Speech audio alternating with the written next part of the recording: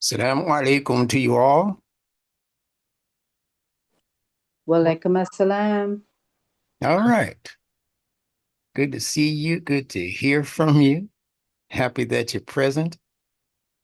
Can you see me and hear me loudly and clearly? Yes. For All sure. right. Yes, Yes. loudly and clearly. My You're good. You're good. chérie You're good. amour, lovely as a summer day. Keep your day job. My chérie amour, distant as a Milky Way. I'm close. I'm close. I love it. My Line longtime 'em up. friend. Oh Line 'em boy, it's up. good to see you. Good to see you. Let's let the rest of the people in the classroom here. And we're going to get started by jumping right into where we left off from this morning's webinar. If you didn't see it, don't worry about it. You'll have it soon as a replay. We were talking about the word IQRA and its root derivation, qara'a. So we're going to begin there. We're going to be, moseying around the bush a little bit to help others play catch up with who may not have seen that presentation, or I should say the presentation on Sunday morning, Saturday and Sunday morning from last week. You might not have been privy to that either because of your work schedule or your rest schedule, but rest assured, you're going to get it as a replay, so worry not. I'm feeling very, very good this afternoon, and it's going to show in the presentation of this information that I have for you today. So buckle up, put your learning caps on, have a notebook and a pen just to take down notes in terms of certain words I might use or phrases I might use that you might be interested in me expounding on. And let me pull up my notes and we're ready to go. I can see it. Yes, Very sir. good. Very good. Thank you very much. So I'm going to ask everyone to mute. And if you have anything very important to say, just put it in the chat box. I'm sure to see it. But we're going to try to make this afternoon one of pure information. You're going to really, really enjoy what you're going to hear today. And even if you've heard some of it before, you know Instructor Bilal, he never pretty much repeats a lesson, even if he's talking on the same subject. Yeah, I love that about me. That's a gift that Allah has given me. He gave it to Imam W.D. Muhammad before me. He taught on many, many subjects, but I've never heard him teach the same way on the same topic twice. And that's probably where I picked it up. So, welcome to the University Online Learning course on this Sunday afternoon, March 24th, 2024. We have a few new people with us who were in the Masjidullah webinar this morning. I told them that if they wanted to get into here, all they had to do was email me at cosmicquran1@gmail.com. Several of them did do that, so they should be either with us right now or on their way. So we're going to begin anyway, where we left off. And I was saying some things about the very important Quranic word Iqra, which scholars tell us is actually the first word that was revealed to Muhammad the Prophet, Iqra.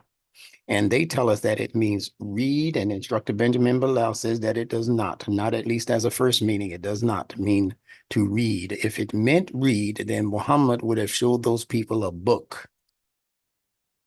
So either it means read, which means read these words on the page that I gave you, the angel gave it to you, read it as I gave it to you. Either it means read or it doesn't. And everybody knows that he did not receive a physical book. In fact, they go as far as saying that the man couldn't read. How about that? And both of those statements are untrue. He did not receive a book, but he was able to read. The man was a businessman. He developed contracts for his wife, Khadija. He's a, and listen, even if he couldn't read when he first got the revelation, you mean to tell me receiving revelation from on high for 23 straight years with the first word being read, Muhammad, read. You mean to tell me this man didn't take a speed reading course after he heard that revelation? You don't think he was afraid enough, like, I better learn how to read? I got some scribes around me, Zaid and others. They know how to read. Why don't I just take a quick course?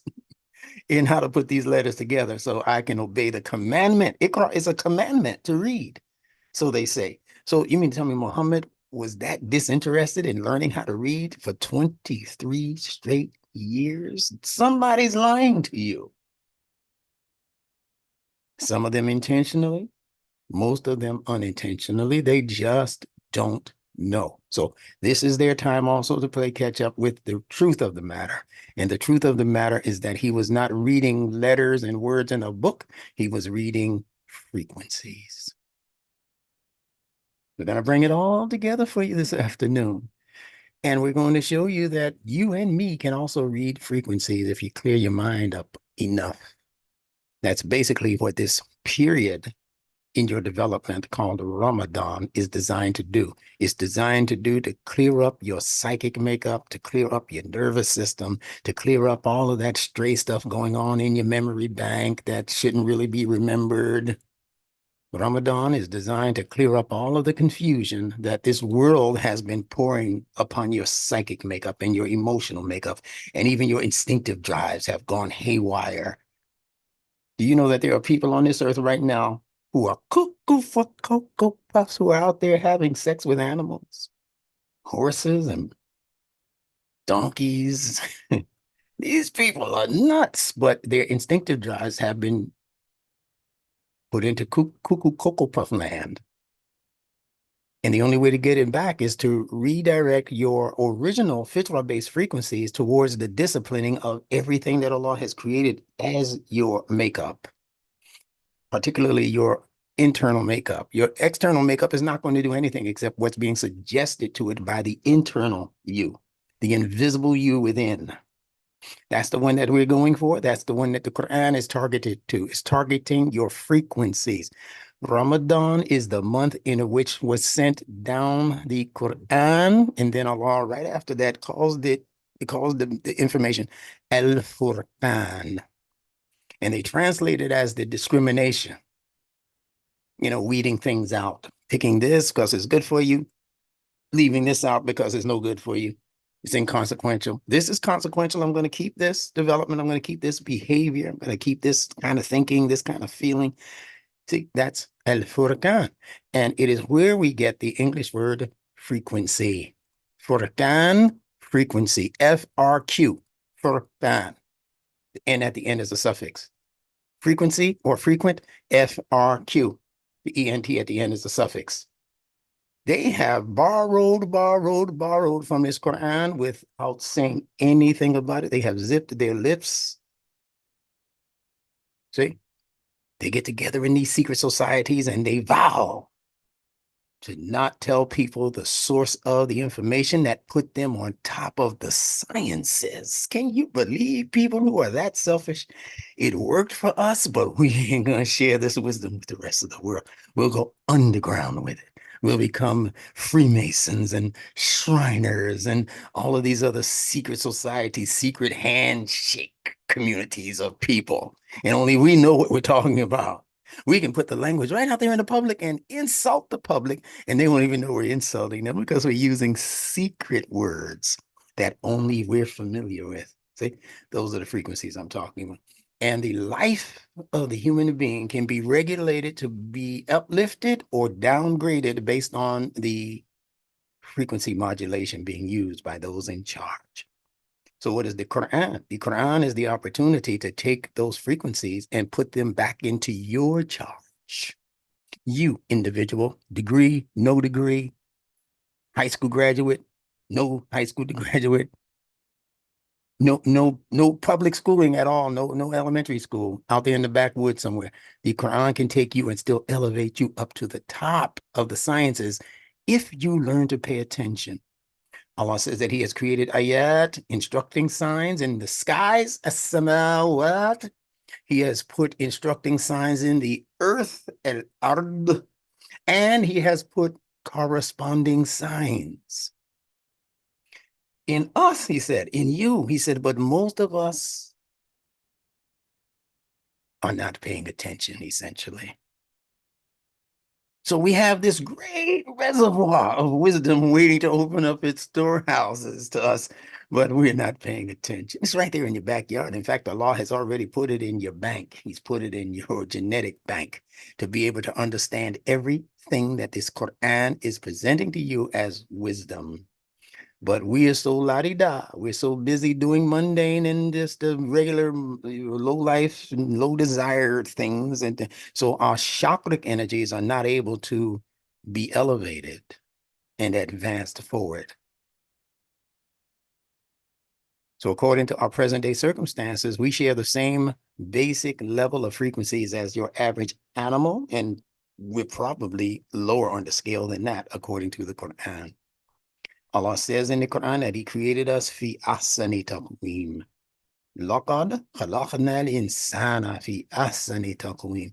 Certainly, for sure, we have programmed al-insan, the human being, fi in ahsani, ahsani taqweem, in the most excellent of organizational designs.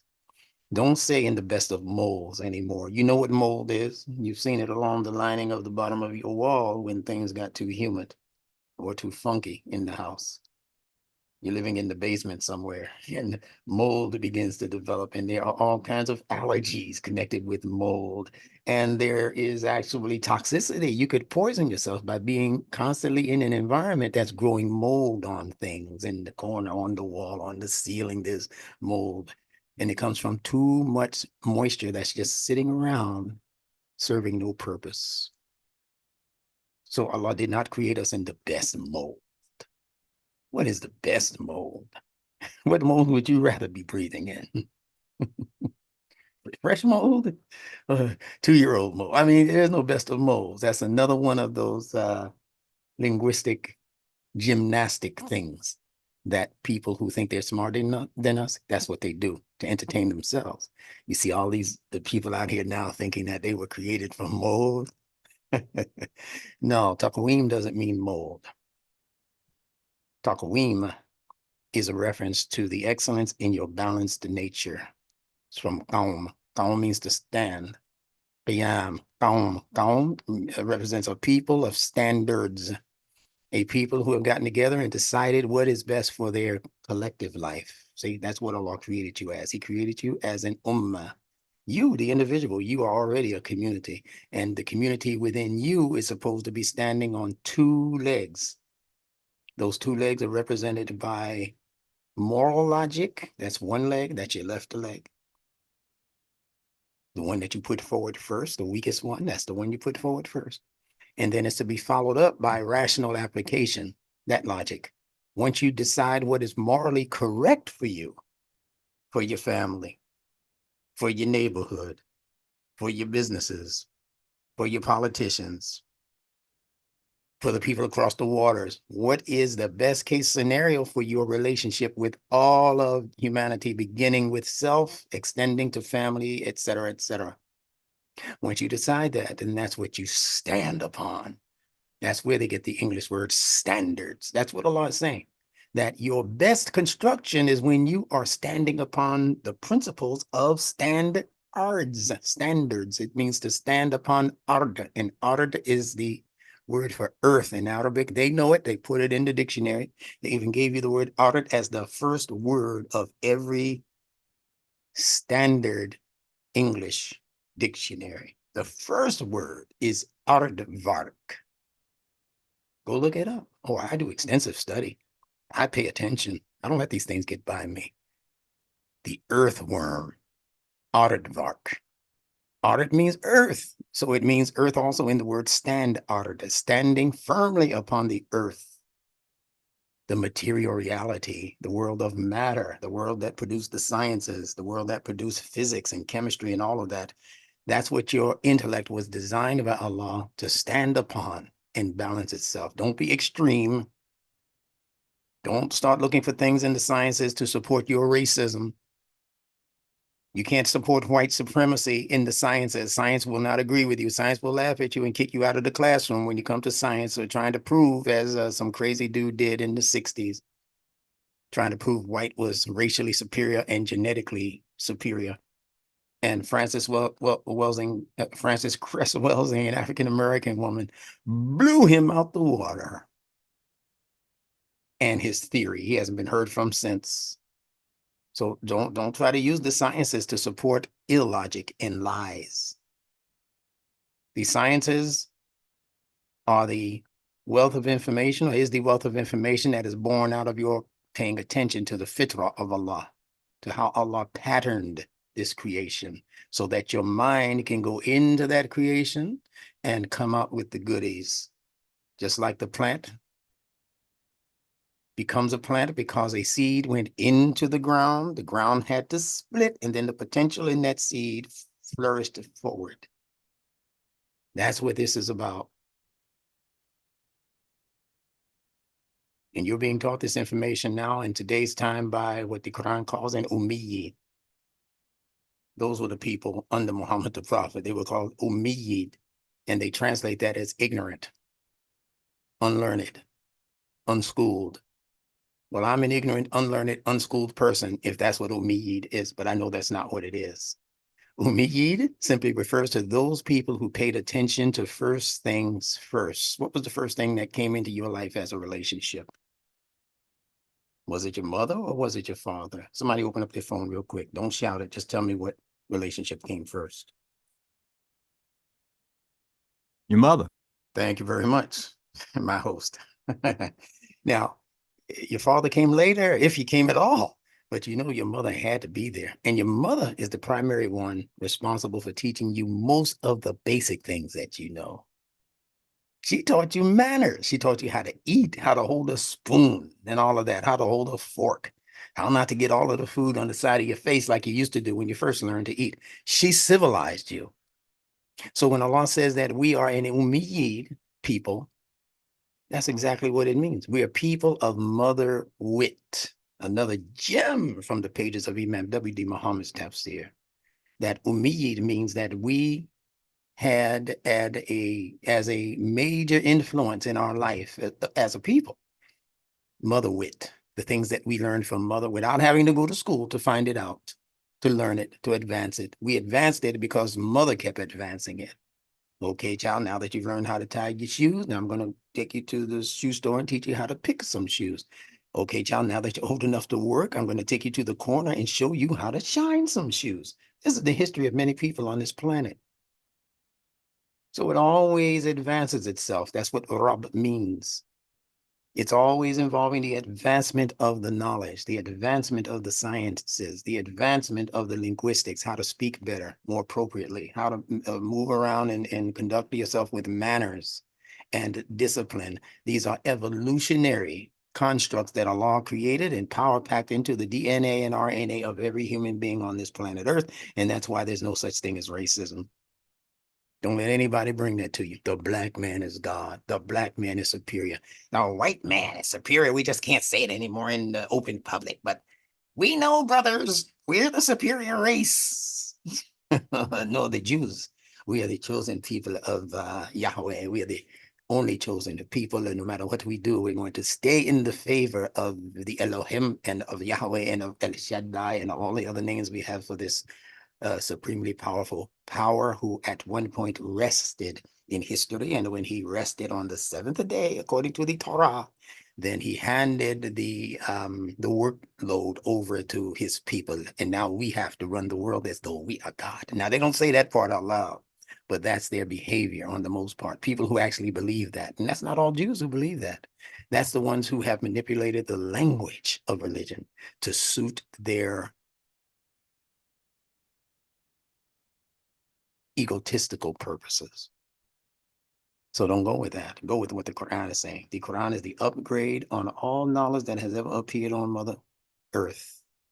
The Quran is the upgrade, and it does not favor any, as Allah says, righteousness is not turning your faces to the east or to the west.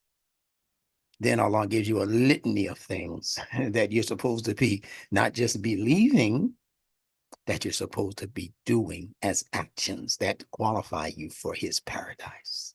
If you're not doing those things in that list, it's given in the second surah, the 177th ayat or verse.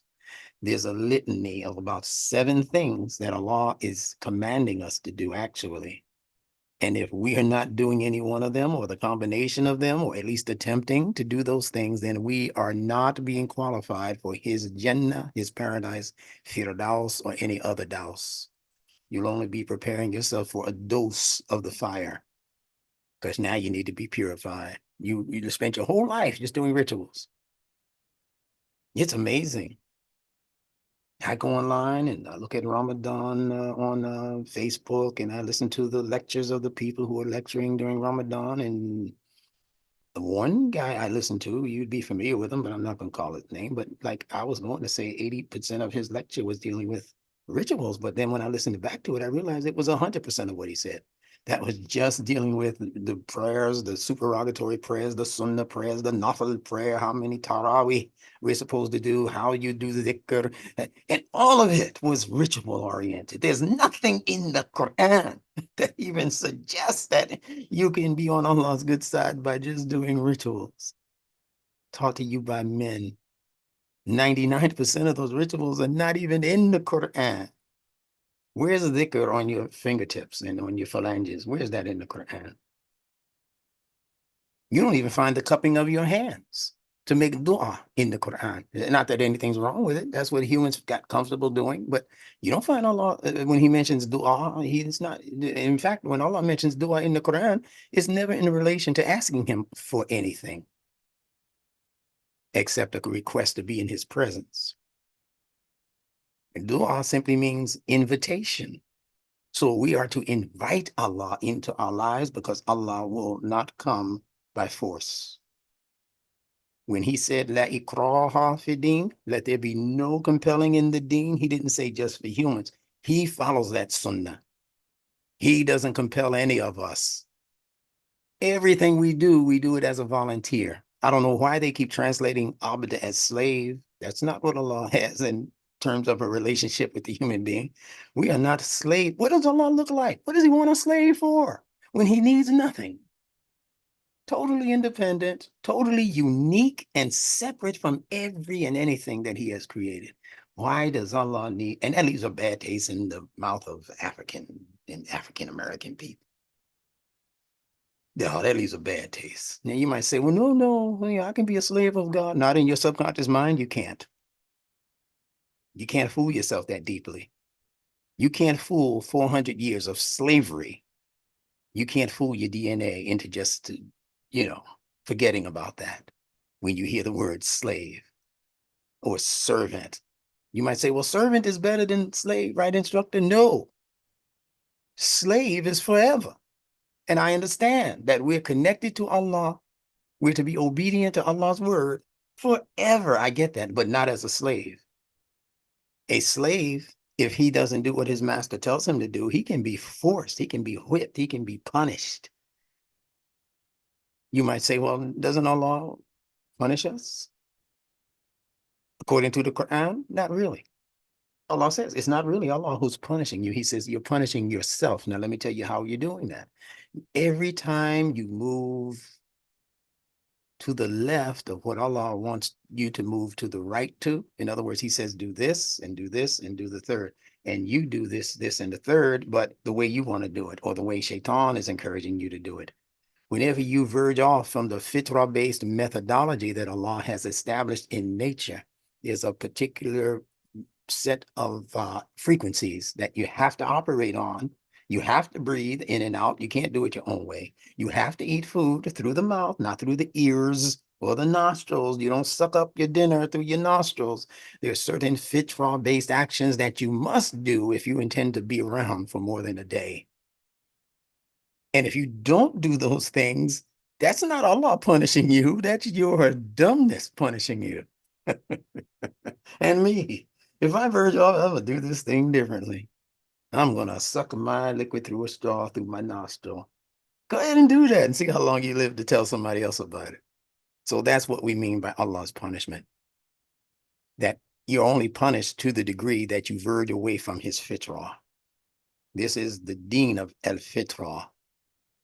And that's the only time you get punished according to the Quran. And I know they give you some super duper stories about how you're going to get burned in the fire and how you're going to hell, and all of you will be in hell together, and the police will have to answer certain questions. And here you go. And then the hadith makers, the tale makers, come behind that and tell you that the prophet said that the majority of people in hell are going to be women. And you go on and on and on with these major lies.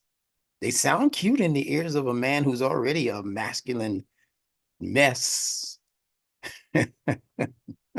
He's a mess already.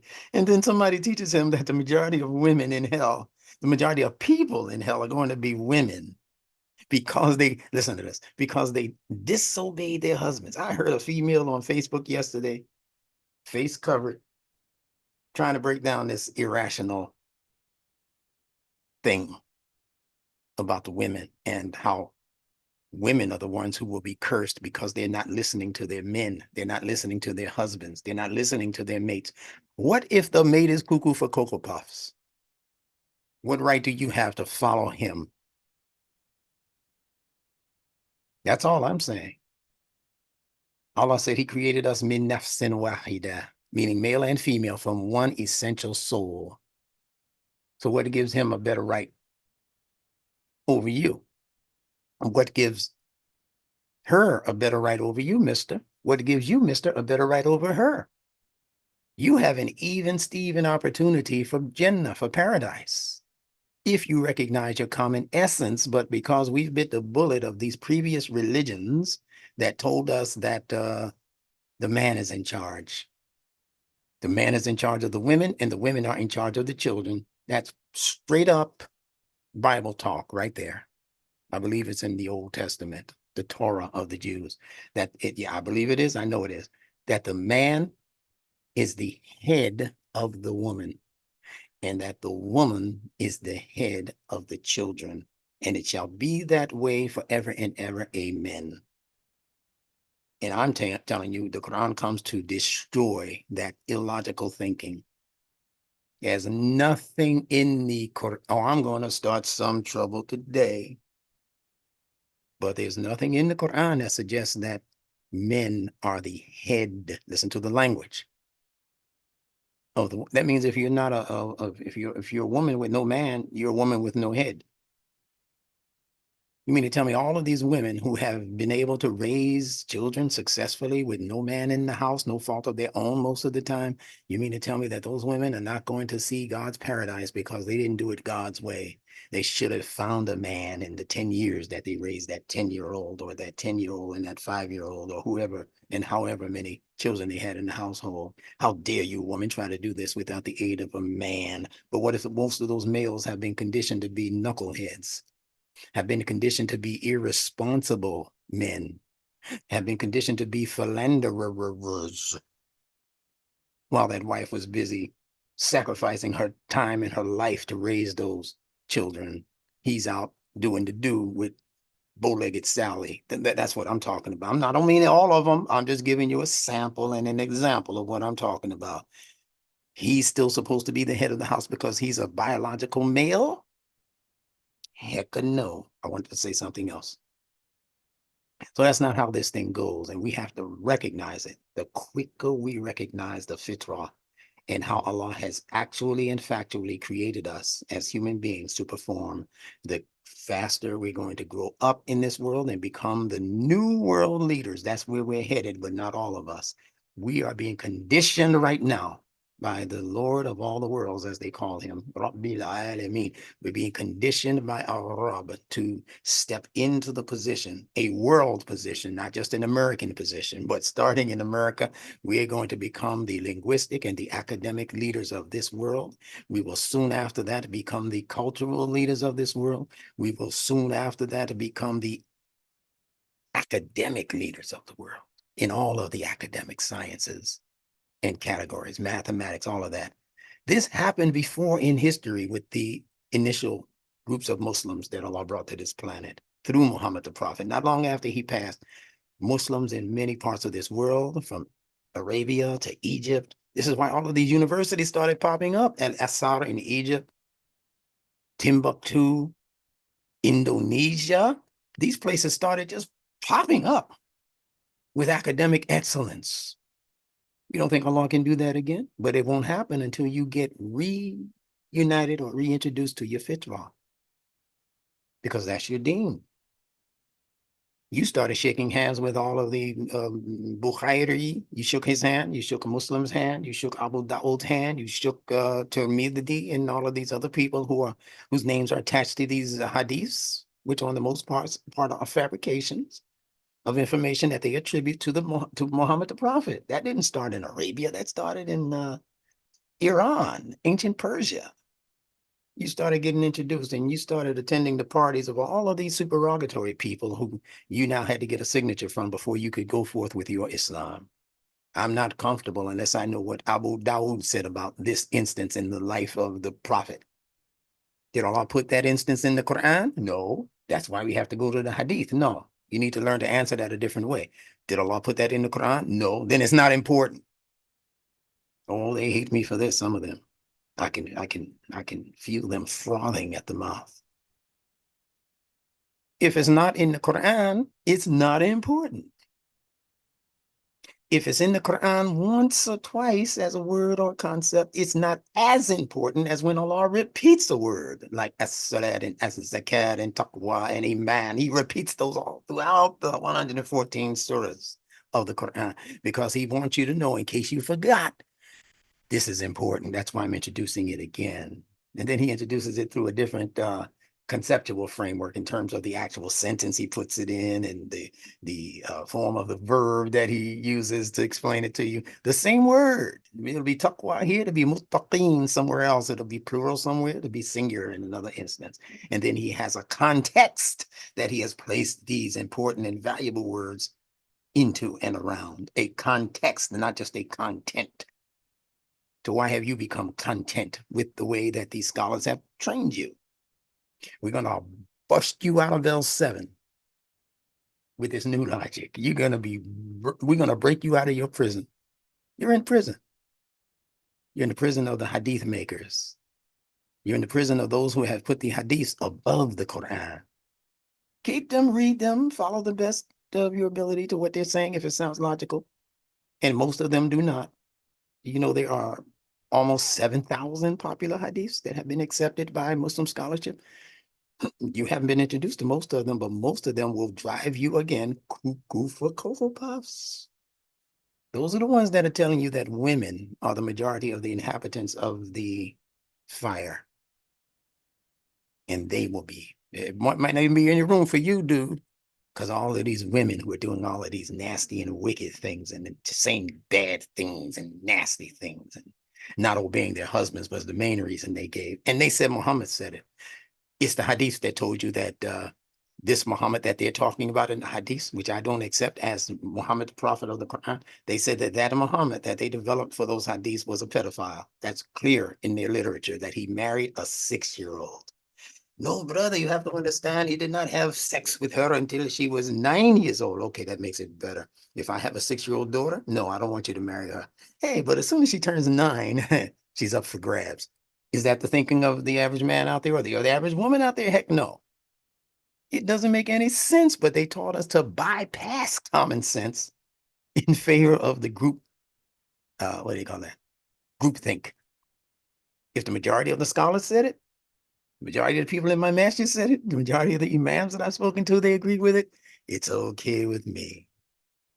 That's how dumbed down they have made us. The Quran calls those people the cattle. He calls them cattle. And today we have the term herd mentality. People who just heard it. They didn't see it. They just heard about it. And then they wait to see which way the wind is blowing in terms of what people are following because they're too lazy to study it for themselves. So if the majority of the cattle are going in this direction, that must be the direction of safety. So jump in. And the wise people of this world say that smart people, when they see the majority of anybody going in one direction, the smart people go immediately into the other direction because that's where the safety is. The other group, the herd mentality, they're the ones who end up at the butcher shop the next week. Now, I hope you're understanding what I'm saying. This is beautiful if you understand it. So enough of that. Let's get into the crux of today's information. IQRA. IQRA, according to the Lane's Lexicon Dictionary, and according to the Dictionary of the Holy Quran by Abdul Manan, which is like a compendium of the best Arabic English dictionaries put together.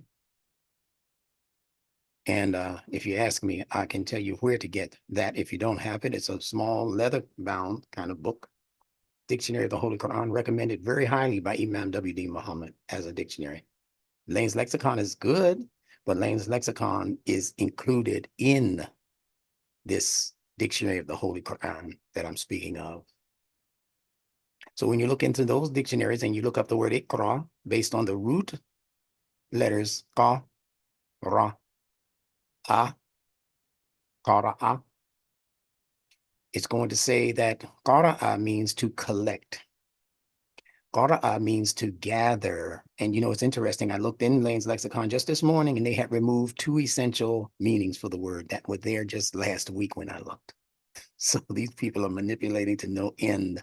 Maybe what Instructor Bilal is saying is reaching pockets of the world that are of consequence. And maybe they're shaking in their sandals right now about it and trying to make it mean what they said it mean. So the first meaning is going to be to read, or he read. Iqra, qara'a, he read a thing.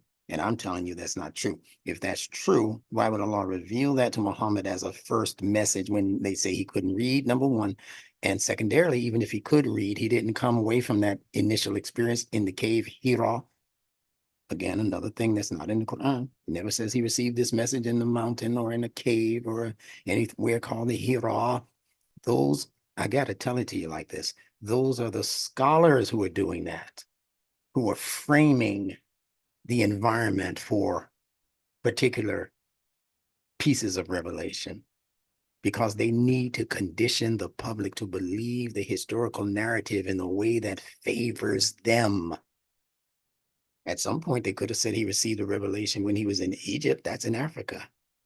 And Muhammad the Prophet was in Egypt, just as was Jesus before him, as was Moses before him, as was Abraham before him. I think Allah will send all of those people to Egypt to study. And then when Muhammad is born, he said, later for Egypt.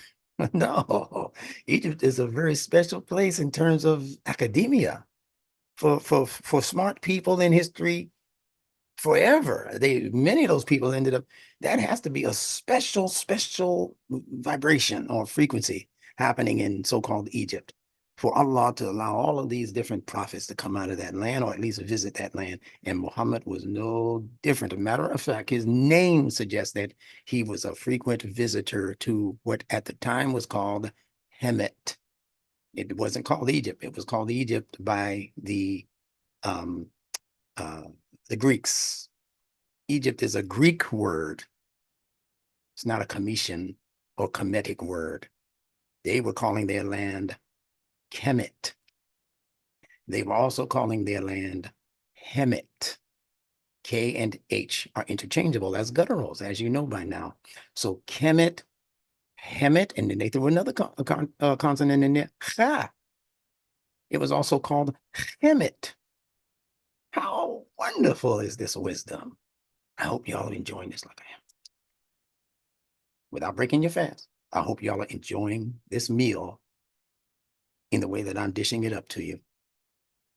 So this land that they now call Egypt was called Kemet, K-E-M-E-T. It was called Hemet, H-E-M-E-T. It was called Chemet, K-H-E-M-E-T.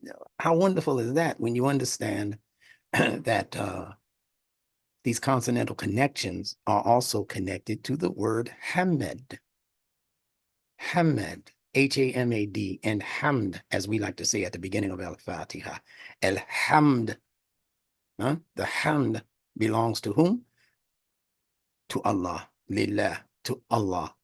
The Hamd, and what do they say Hamd means? Oh, we know that one. That means praise, that all praises are due to Allah. Alhamdulillah, that's how we like to think about it. But hamd goes beyond saying, rah, rah to Allah. Allah, you the one, you the one. You deserve for me to say these good things about you. That's not what hamd means essentially. If you look at the word itself, H-A-M-D, you have to begin to understand the science of dividing Arabic words or any word that has more than two syllables attached to it. Whenever a third syllable is introduced into any word in any part of the planet at any time, it is just unwrapping other features of what those first two letters were conveying. So the word hamd with its ha, heavy ha, it's mim, ham, and then it's dal. The dal came last. So the original word was ham. Allah is teaching you about previous scriptures when he introduces these words also, because we got a people in the Bible, in the Torah, called the children of who? Ham. Allah's about to teach you what ham is, separate and apart from what the theologian taught you when he taught you about the three sons of Noah, one of them being Ham. Allah is constantly saving the personalities of characters that he introduces in scripture that have been maligned. Ham represents Africa. Listen to me carefully. Ham was the child that they say had as his lineage the people of the continent of Africa. Then there was another son, Japhet. He has as a lineage the people of Europe or European stock. Then there was the child called Shem, who has as his lineage the people who today call themselves Semites, not Shemites. That should tell you something right there. The name of those people were not Sem. The name of those people's father was Shem.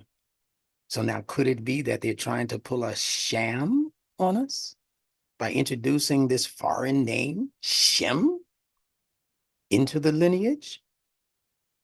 Could this be like a wink, wink and nod, nod to the people who invented this language and these terms to say, I'm going to rob another people of their lineage by just twisting of a word or a letter to make it say what we want it to say. So the people who we have educated into our deen, they know what we're talking about, and the world remains unaware. Do you think that scheme is not in the Quran? Allah places it at the doorstep of the Jews. He said they say Ra'ina with a twist of their tongues. Have you read that in the Quran? Go look for that.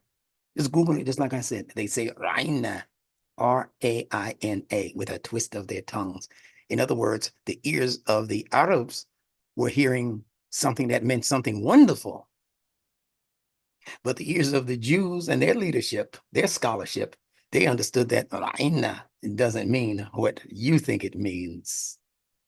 It's like a sound-alike word that we're fooling these dumb people with. That's called satire. You remember Muhammad introduced you to that term. Satire, when they're making fun of you in your face and you still can't identify that they're making fun. So you stay buddy with the people who are insulting you in your face. When they called the continent of Africa, Africa, they insulted the Africans to their face. When they called the land of Misr, as it's called in the Quran, the land of Kemet, as it's called in history, when they called that land Egypt, they were laughing in their faces, making mockery of them through the twisting and turning and manipulation of meanings for words. When they called you black people, that's your biggest proof. Go in the dictionary and look up all the meanings for black and see if you can find any that are positive. There's only one or two that I found. Black Friday, I think, when you can go spend all your money in their stores. Yeah, all of the rest of them are bad. Black ball. Black is evil, black magic. Why are you still calling yourselves black people? Black people? See, we're in a period where we are shifting paradigms, as I call it. I've been calling it that since 2008. I said we're living in the day of shifting paradigms. And in order for you to shift in the proper direction, you have to be able to tap into the proper frequency. And if you don't know anything about frequency, you don't know anything about cosmic vibrations, because you're not studying anything that has anything to do with that subject, you're going to be left behind on this soul train that's coming through right now. It's presently stopped at the station, so you can get on. It's called Nunetics for you. But I'm telling you, the doors to Nunetics is going to close shortly. And in order for you to get on the train, you're going to have to wait for it to make all of its rounds through Pakistan, through Turkey, through places in Europe, other places in Asia, through China, Japan. I mean, Nunetics has to make all of those rounds around the world track before it ends up at your door again in the hood, in Brooklyn, Bed-Stuy, in the Bronx, Southside Chicago. It's going to come back around. But when it does, it's going to have so many people jam-packed on that train that you might have to still wait for the next one. You know how we do in New York City with the subway. You've been waiting for that train to come in 20 minutes, 30 minutes, and here it comes, and the doors open, and people are packed in there like sardines, and you can't get in. You go down the way, the track to see if there's an open, there might be a little opening spot in the third train to the left, and then you squeeze in. Now you got to be all uncomfortable because you got to smell the breath of people who you don't know. They right in your face. You got the gropers in there, the people who like to come in and just feel on people and say, well, we're just this close. I mean, I can't help it.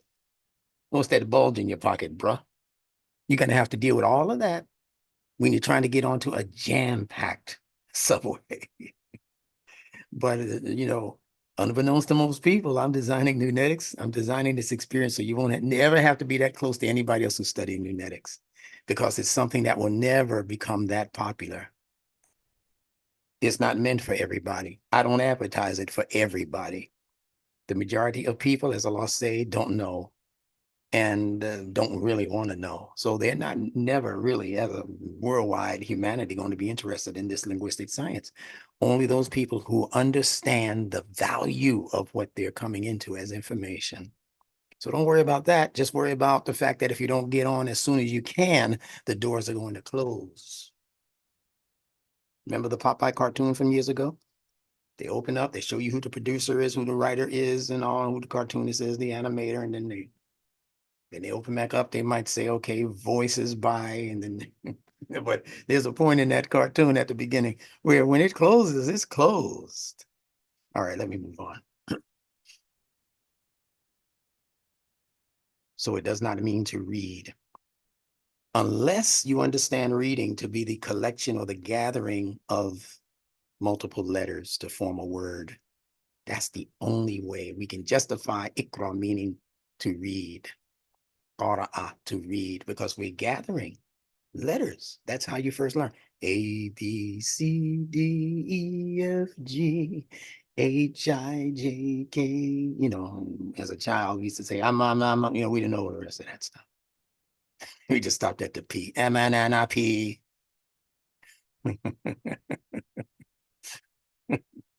But we were gathering in our heads trying to memorize those sounds.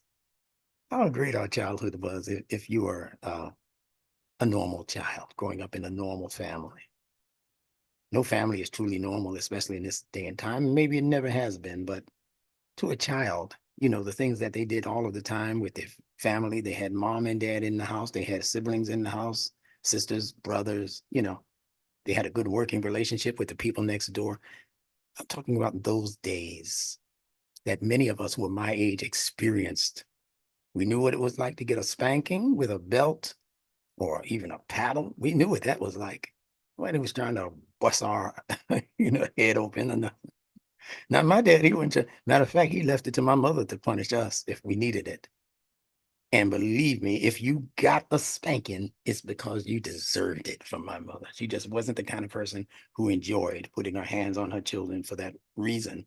But if she thought it was going to correct a particular behavior, that if you were to continue in that behavior, you're going to get in trouble someday, somewhere, somehow, she'd whip it out of you. I'd watch it fall out, the thing I did that I shouldn't have done. She'll whip me, that thing will fall right off my body. Being sassy, talking back to my teacher. She'd hit for every hit I'd in my head, see talking back to your teacher. I see it fall out just fall out and hit the floor. I ain't gonna pick that up and put that back in my pocket. That's how our parents were. I know many of you out there agreeing with me on that point. But today we got people who molest their own children. We live in a different world today.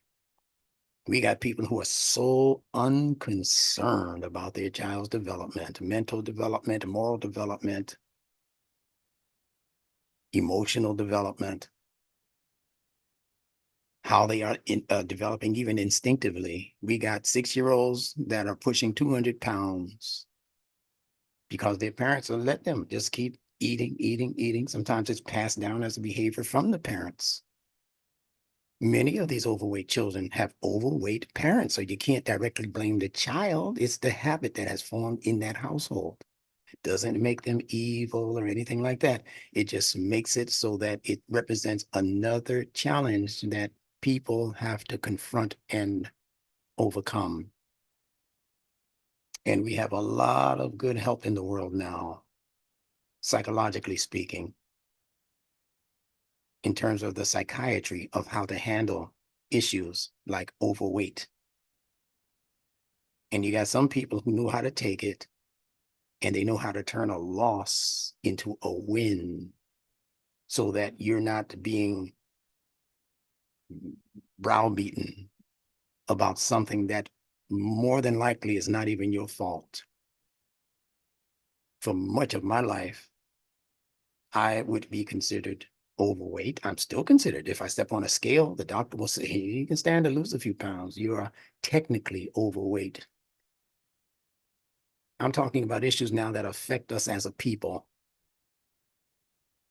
You get into that category of overweight, if you're eating all of the wrong things that are making you heavy, in that list, I'm sure, is diabetes. Yours truly had to wrestle with it and deal with it. I'm still dealing with it. Being overweight, I'm still dealing with it. Hypertension, that tried to tap me on the shoulder one time. I had to say, you got to get that one, you got to get out of my life. I can't be going around just hyper intensive or whatever that is. I don't even know what it is. And I'm not taking any pills for it. I told the doctor. Well, you know, your blood pressure is a bit high. Okay, well, that happened on my own. I'm going to make it low on my own. I'm not going to accept your pharmaceuticals for that. That I'll be stuck on for the rest of my life paying your mortgage. Not going to do it. That's me. I'm not saying that's you or those are your circumstances. You got different circumstances. I'm just saying that we have to wise up in this day of Dean and get this thing correct and put this train back on its FITRA platform and track.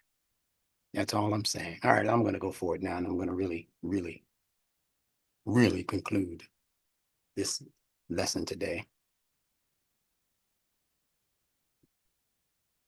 So IQRA means to collect, to gather.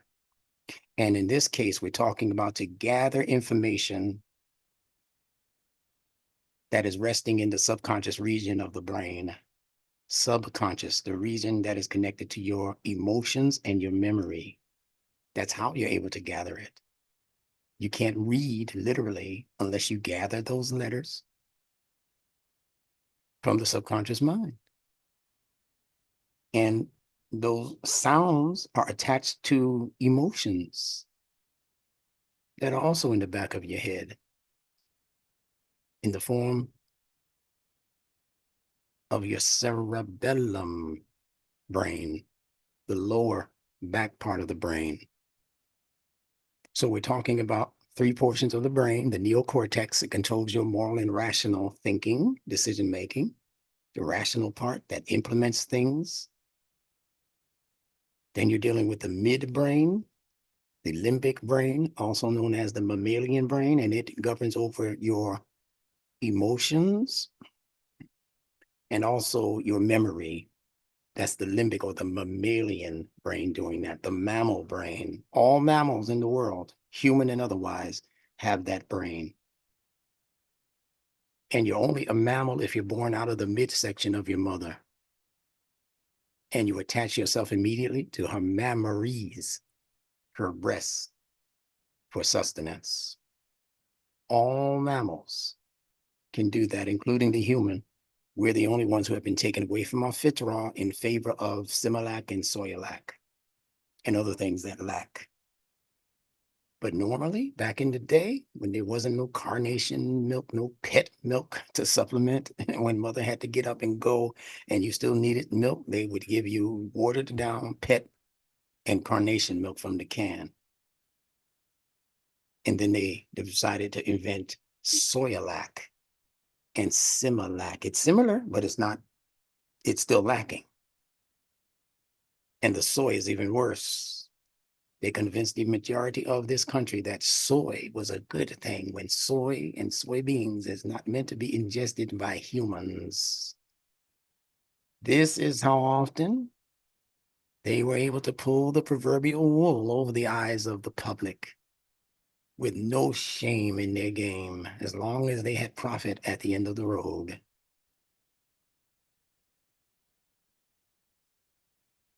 So when Allah says that, woe to those who write the book with their own hands and say this is from Allah, woe to them for what it is they write. What a punishment comes behind that. But you think it's just talking about some physical book, like they rewrote the Torah, or they rewrote the Injil, or they rewrote even the Quran in terms of how you interpret it. Yeah, they did all of that, but there's a deeper meaning to writing the book with their own hands. What book is this talking about when Allah speaks about Al-Kitab? You're familiar with the phrase, my life is an open book. Yeah. This word kitab that's being used in the Quran, Al-Kitab, kataba, he wrote a thing. That's not its original meaning. They got these meanings out of ancient Persia from the sound-alike words that the Persians were using in their religion called Zoroastrianism. And these sound-alike words were being penned by scholars, 20% of whom were Jewish Gnostics.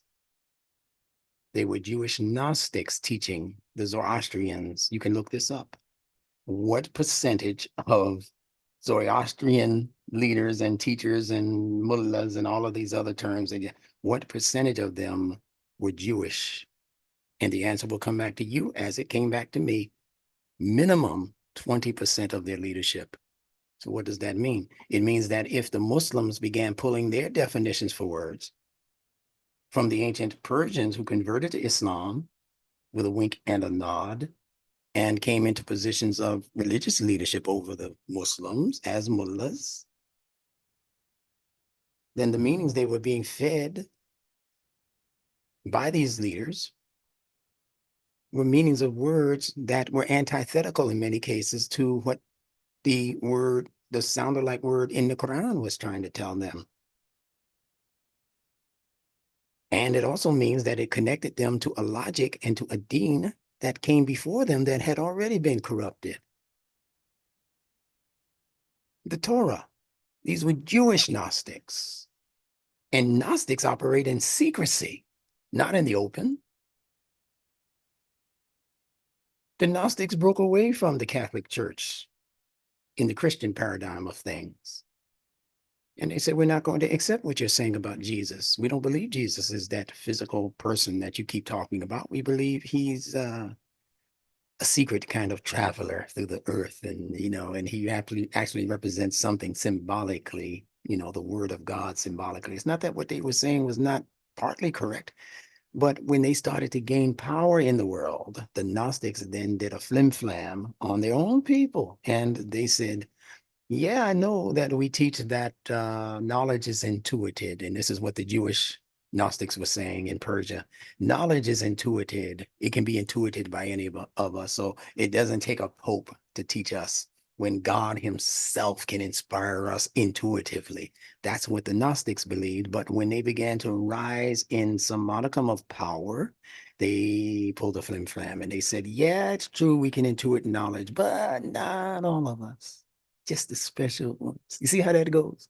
Yeah, just the special ones among us. So you got to depend on now the rabbis, and you got to depend on now the Christian priests, the popes of the world. You all the way back to day one, because the thing that they were arguing with the Catholic Church over is the thing that they eventually decided to accept for themselves. I'm talking about the Christian paradigm. The Jewish paradigm of Gnostics, it just moved the same principle, but they just moved into different areas of their own concerns. But they were still seeing themselves as being the de facto ones who could intuit knowledge. So you had to come to them if you want to know what God was saying. In other words, just like you got to go to the Pope if you want to know what Jesus is saying and what God is saying. The Quran came to abolish that, to hit that falsehood in the head, as the Quran says. Truth, Allah says, hits falsehood in the head and busts out its brains, according to the Quran. That's harsh language right there. And if the brains of these fabrications are in the people who established them in history as leaders over those paradigms of science and information that they were writing with their own hands, shucks. A lot of people are going to be looking for that Excedrin, for that headache that they're getting just from listening to what I'm saying. So I'm saying to you that kitab, is also your life. ذَلِكَ الْكِتَابُ لَا رَيْبَ فِيهِ, that there is no doubting. Allah didn't put this proclivity for doubting. He didn't put that in your human makeup. Does your newborn baby doubt that you're going to take care of it, change its diaper, feed it on time when it's hungry, take it out, let it run around in the park? No child who's born and begins to be raised and learns to walk and talk, that child is born with no doubt in their mind. Now, when they become 2 and learn language and all of that, then doubt can set in because they're more in touch with environmental influences and language that makes them say no at 2 years old. No. Here, Johnny, take that. No. But before that, ain't no. The no is just a natural cutoff. When you drinking milk as a 2-month-old or whatever, and you get full, you close your lips on your own. Your mother does, and your mother can't force it on you. You notice that? You try to put more milk in the baby's mouth, it just close them, and the milk just start running all down his cheek, down his body, and all. You got to give him a bath practically if you're not paying attention, because his DNA knows when to stop. So the DNA represents the kataba. The DNA represents the book, wherein is no doubt. La rayba fihi. The DNA represents the hudan for lil muttaqin, al muttaqin, the possessors of taqwa. Huda lil muttaqin, Allah says. That is the book. Never says this is the book. How do we get that translation into English? Everybody's talking about this is the book. In it is no doubt. Where'd that come from? Dhalik all over the Arab speaking world means that. That is at a distance. That's away. It's a ways away from you. You got to work your way towards it. It's not right here as this. Look at this dress. No, it's look at that dress in the window at that store that we just left a block away. Did you look at that dress? Dhalik is always a distance away. Hada is this. Hada al-Quran, this Quran, that means you have possession of it. Dhalik is going to be somewhere out there that you're yearning to get closer and closer to, but you're not quite there yet. And that's how your genetic makeup is. You don't know what this is. It's at a distance from you in terms of your knowledge of what DNA and RNA are doing. And that's why they can manipulate it without you being none the wiser. Yeah, shoot this shot, this jab into your arm, and it's going to completely abolish your natural mRNA gene in favor of this artificial mRNA gene. How are you going to replace something that Allah created with something false and think that it's going to work for you? Especially when they didn't tell you that anything was wrong with your mRNA in the first place. It's like you going into surgery to have your hand replaced, and there's nothing wrong with this hand. Well, they're going to just experiment. That's what they call that jab, an experiment. We're going to just experiment. We want to put a robotic hand and arm on the left side of your body. Is that okay with you? Can you sign off on that? And if we happen to mess up we need you to sign this document that says we have no culpability. We have no responsibility if stuff goes wrong. But by golly, well, if things go well, you are going to be contributing to an industry of new fake artificial arms. But those artificial arms are going to be much better than your natural arm. You'll be able to punch a brick wall and make a hole into it, Superman. You down for this? Sign on the dotted line. That's what I mean by hoodwinking. That's what I mean by satire. This entire world of leadership that has been over us for all of these decades and even hundreds of years now have been of that ilk.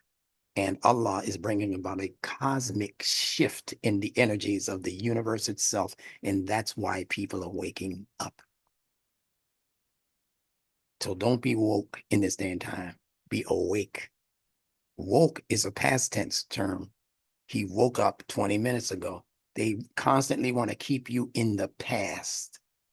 And you don't realize the level of satire that they're committing right in front of your face, laughing at you in front of your face. You think they're laughing with you. They're actually laughing at you. I gotta slow down the roll right now and explain these things. I don't know if I'll have another opportunity to tell it to you like this. I'm being absolutely inspired by Allah to say it exactly the way I'm saying it. So if you're here, consider yourselves to be among the fortunate ones. So you are collecting from the Qaf, from the Q. The Q, again, represents the subconscious portion of the mind connected to the cerebellum. All of that midsection connected to the bottom, that's Qaf. Midsection, you see the way they drew this Q here in English? That's your subconscious mind connected to what? The cerebellum. Go look at a picture of it. Google images of the brain. You'll see exactly what I'm talking about.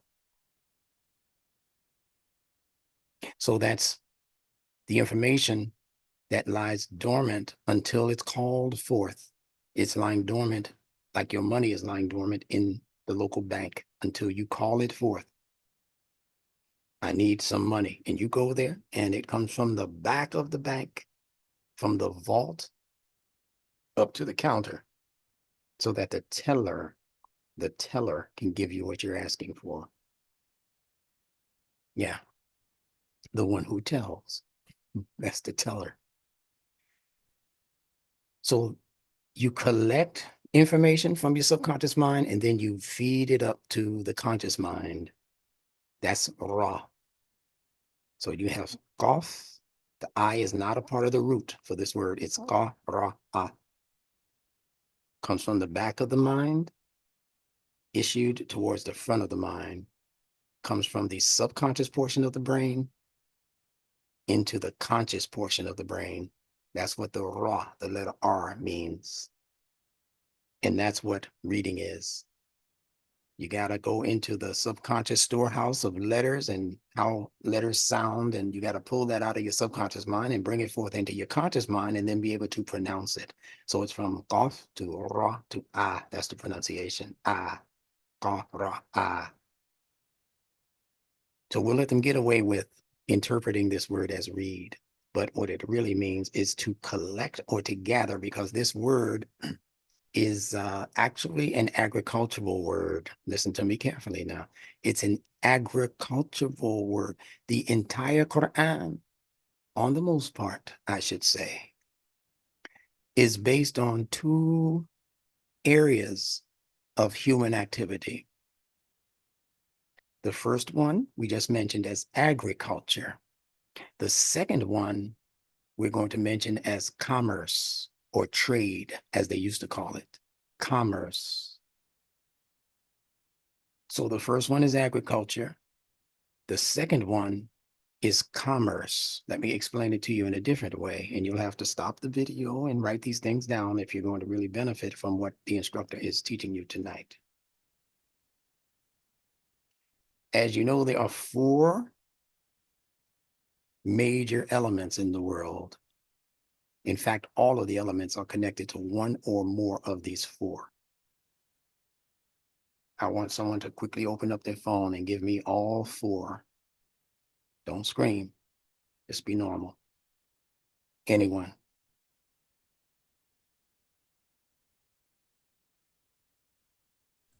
Air, water, fire, earth. Very good. Who is that speaking? Nala. Very good, Nawa. Thank you. Air, and she's new. I guess you older ones in the group. You were kind of waiting out to see if the new people would participate, or it fell out. You didn't remember it. Either one is okay. That's what learning is all about. Okay, she said air, water. I think she said fire next. And then she said earth, but we'll put land if she didn't say land. All right. So look at those four. Now the word agriculture, which one of those four words is agriculture related to? Anyone can answer. Land. Yes. Yes. Very good. Land. And the word commerce, I told you anytime you see an MR in a word, it's going to have something to do with water. So I just gave it away. Which one of these elements is commerce related to? Water. Very good. So I'm saying to you now that the Quran itself is based on 2 out of these 4 elements that are to be found in and all around you in the fitrah. So we mentioned agriculture as being connected to the land. And we mentioned commerce as being connected to the water.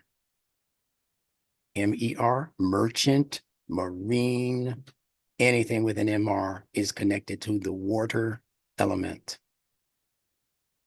Marriage, how about that one? Okay, there's an MR in marriage. That means that marriage is operating upon a water principle. And if you don't know that, you're going to be into more trouble in your relationship. A matter of fact, any word in English that ends with ship is on the water. That marriage relationship is on the water. Then all you have to do is study what happens on the water, especially large bodies of water. Man, it can become tumultuous. The boat start going here, going there, the ship starts sinking, anything can happen. Or you can make it safely to shore, but you have to be sure of yourself to make it to the shore. The captain has to be sure of his compass, his direction. He's got his cup of coffee. He's got to stay awake. So again, any word that ends with ship, friendship, is going to be an emotional challenge because that relationship is on the water. And water is always a challenge. So the Quran's language is based on these 2 elements, land and water. Now, if anyone remembers, tell me what education is connected to as an element. Fire.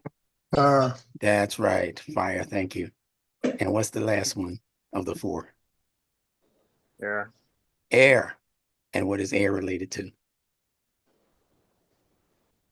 Government. Beautiful. You guys got this in your pocket. I love this. Used to take me 30 minutes to get those 4 answers. You guys are studying hard like I asked you to. So I want you to look at these now. I said, again, repeating, that the Quran is based on only, or mainly, I should say, 2 of these elements. It includes the other ones, but not as the basis for its particular structure. When you look at these 4, and you think about what human life absolutely needs to get it started, to get it motivated, it's going to be these 2 things, because the land represents your material existence. You have to have material in order to survive. You don't have to be a materialist, but you must have material. Like that baby must have the physical nipple, the physical milk in order to feed its physical flesh and blood. That's material. And that comes out of agriculture. And water, as you know, represents emotion. And also, anyone out there want to give me the second meaning for water? Moral. Morality. Thank you. Morality or moral is correct. I'm loving this. Thank you all for participating. So if the Quran, as I'm suggesting, is based mostly on these two elements, that means that the words that Allah is using in the Quran are going to be centered around these two ideologies. The ideology of how to increase and impact your material substance. وابتغي فيما آتاك الله الدار الآخرة ولا تنسى نصيبك من الدنيا. Seek with all that Allah has made available to you in the fitrah. I'm adding that in the fitrah. Doesn't mean you can't go anywhere else for it. However, do not neglect or do not forget your individual share in the dunya. The dunya represents this material plenty, this material world that scholars sometimes try to scare us away from. The dunya, brother. You're going to hell. You're too much in the dunya, brother. There's no such thing as being too much in the dunya. There's only such a thing as taking on the life of the dunya. Hayyatul dunya. That's what Allah teaches against in the Quran. He never ever says anything bad about ad-dunya, the dunya itself. That's a part of your makeup. You gotta go to the dunya to support yourself and your life and your family and your community. What's wrong with you?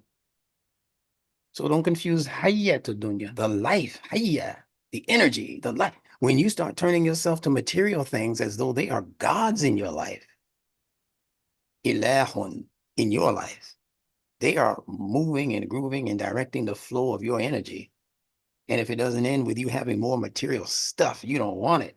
That's when you're under the influence and actually the curse of hayya to dunya. Don't follow that. That'll lead you to hell. But Allah tells you to seek with everything that He has made available to you, your home in the hereafter. But at the same time, do not neglect your individual share. Nasiba ka. Ka is you, the individual. Min from ad-dunya, from the dunya. You have an individual share. You have a responsibility to accrue dunya, is what that is saying to you. So that's the land. You get it? That's the land. And you're not going to find a land that is not at some point tied into a body of water. The earth, as you know, is mostly water. And of a lesser content, land that connects to the water at the shore. So if we're talking about human nature, look at what we're talking about. We're talking about those things that sustain us materially. We have to participate in the material environment even to extract the sciences from the world of dunya, the plant life, the animal life, etc. That's where we get the biology and all of these ologies that we call the sciences: human sciences, physical sciences, social sciences, and even the spiritual sciences come from the study or out of the study of the material world as Allah created it. The fitrah is what we're speaking about on the most part. So that's what the Quran is addressing. All of the things that will enhance and increase your material existence to make it more excellent and more pleasing to Allah. Secondarily, we have the water concept in the Quran, where Allah is speaking specifically to the human being's emotional content, speaking specifically to the development and the evolution of the human being's moral concepts and precepts. You see how that goes? This is what Allah is doing. And He designed His last revelation for all time to prioritize these two sections of human growth and development. You don't need education to make it as a human being on this planet. You don't even need organized government. You know how many different types of government have existed on the back of this planet? Do you think it was always participatory government like we have here in America? Used to have in America? No, you go to some ancient societies, you got the ancient Amazon people, huh? They didn't have no president of their government. They had no congressmen and governors and senators and all. They didn't have any of that. That's our construct, the Western world and the Greeks and the other people who introduced so-called democracy into the world. That's their invention. You don't need that to survive as a true human on the back of this planet. All you need is an interest in the material world that brings you into more and more scientific kinds of developments and how to do things scientifically, just like those people in parts of Africa, so-called Africa, those 10-year-olds and 16-year-olds who are putting together scraps that they're finding just laying around in the material world in the dust. They dust it off and they say, this might go to this. And then I find some wire. And then when I find a battery, and then before you know it, he's invented a computer, a working computer. He's invented a working cell phone. I'm watching this on YouTube. He can call you all the way over here. He's invented a cell phone with no schooling, with no education, with no fire. Then you have a situation where people are making progress, as I said earlier, without any formal kind of government. So when we talk about education and air, it's not that you don't need them. What we're actually talking about is what you must have. In the fitra, you must have fire to make progress. Helps you to a great degree, cooking your food, heating the environment, staving off enemies, a torch or something like that. So it's a must, but you really, you can do without it if you really had to, but you can't do without water and you cannot do without land. Is the point. So the Quran and its conceptual framework is dealing with these two areas of human involvement. Involvement in the land through agriculture, you have to grow foods in order to survive, and involvement in the water, the commerce.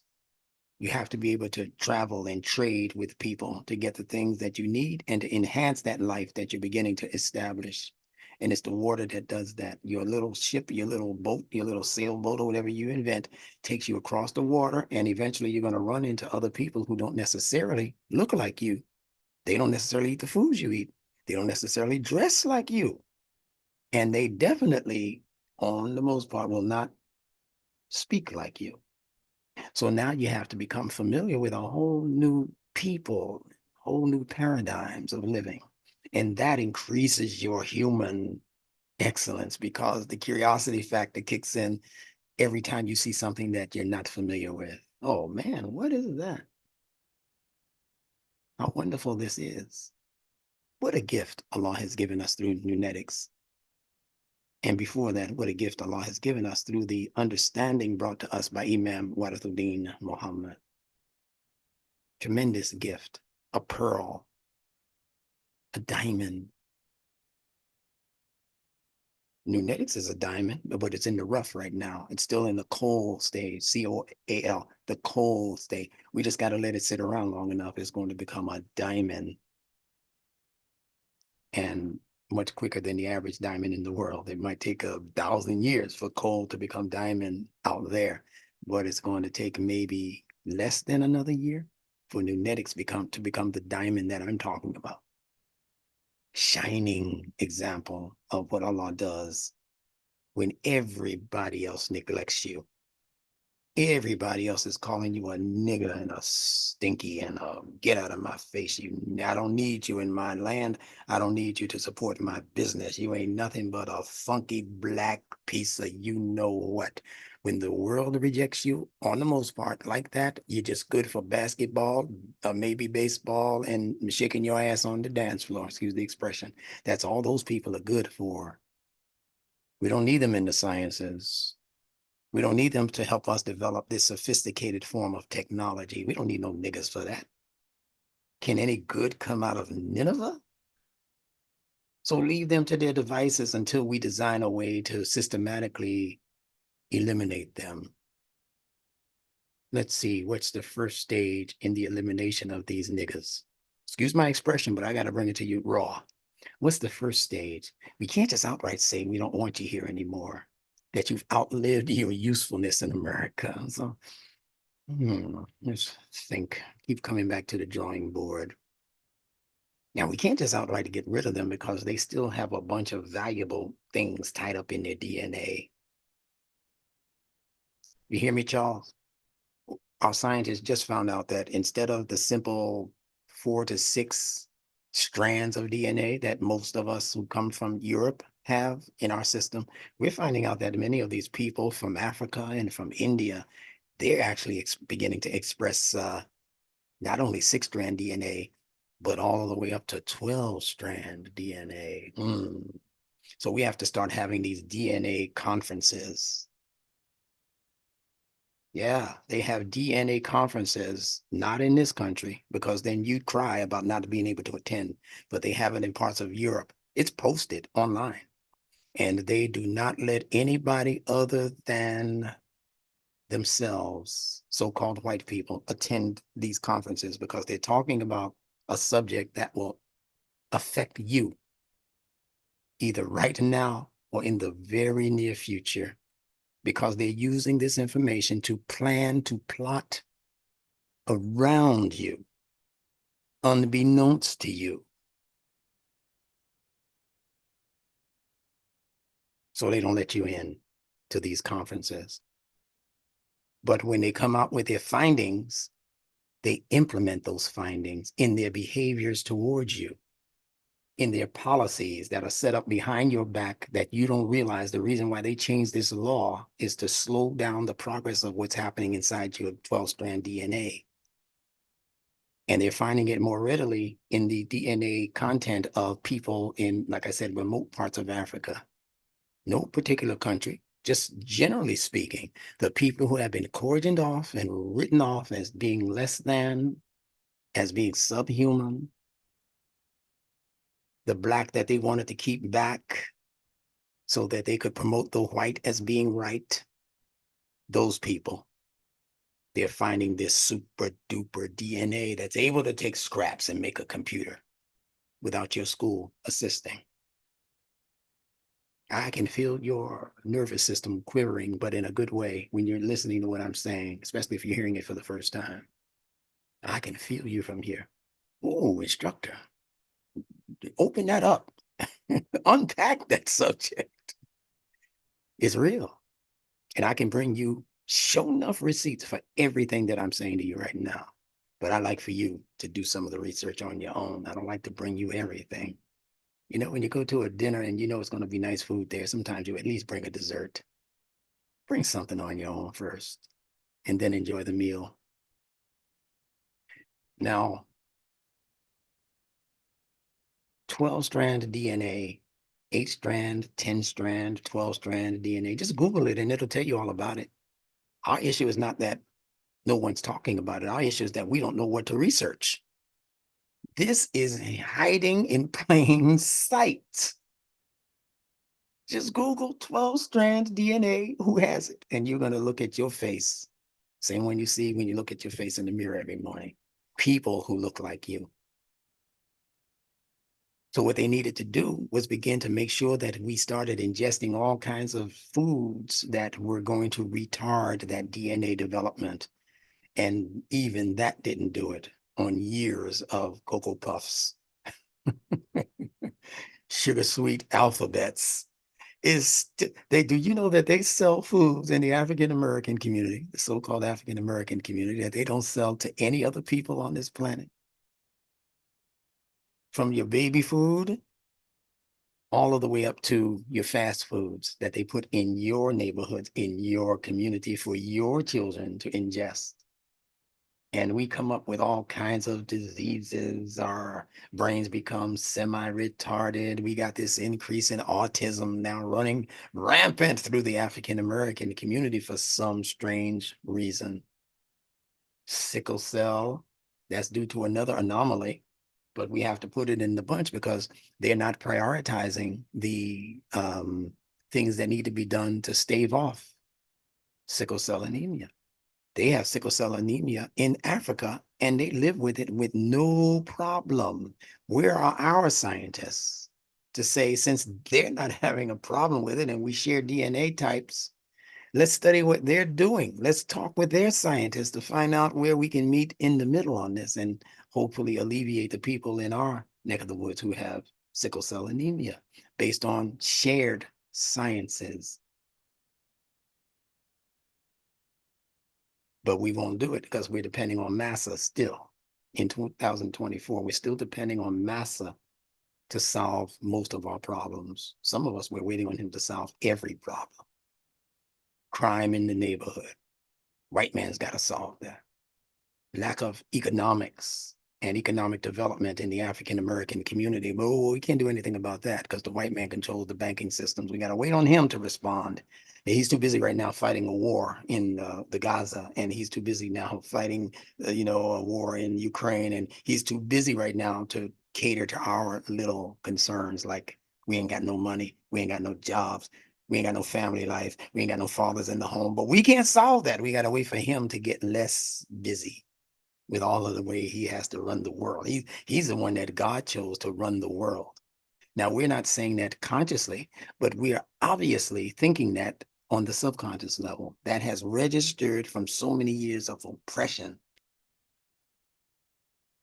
being meted down upon us, that becomes the default system for our emotional mind and what it accepts as facts and truth. And anything you repeat to your emotional brain over and over again, it accepts it as de facto truth. It doesn't know anything else, and it can't lie. The conscious mind can lie all day. So you can say black power, brother, black man is God, black lives matter. You can say all of that from the neocortex part of the brain, the conscious decision making, trying to say that which will gain it more brownie points and more stuff.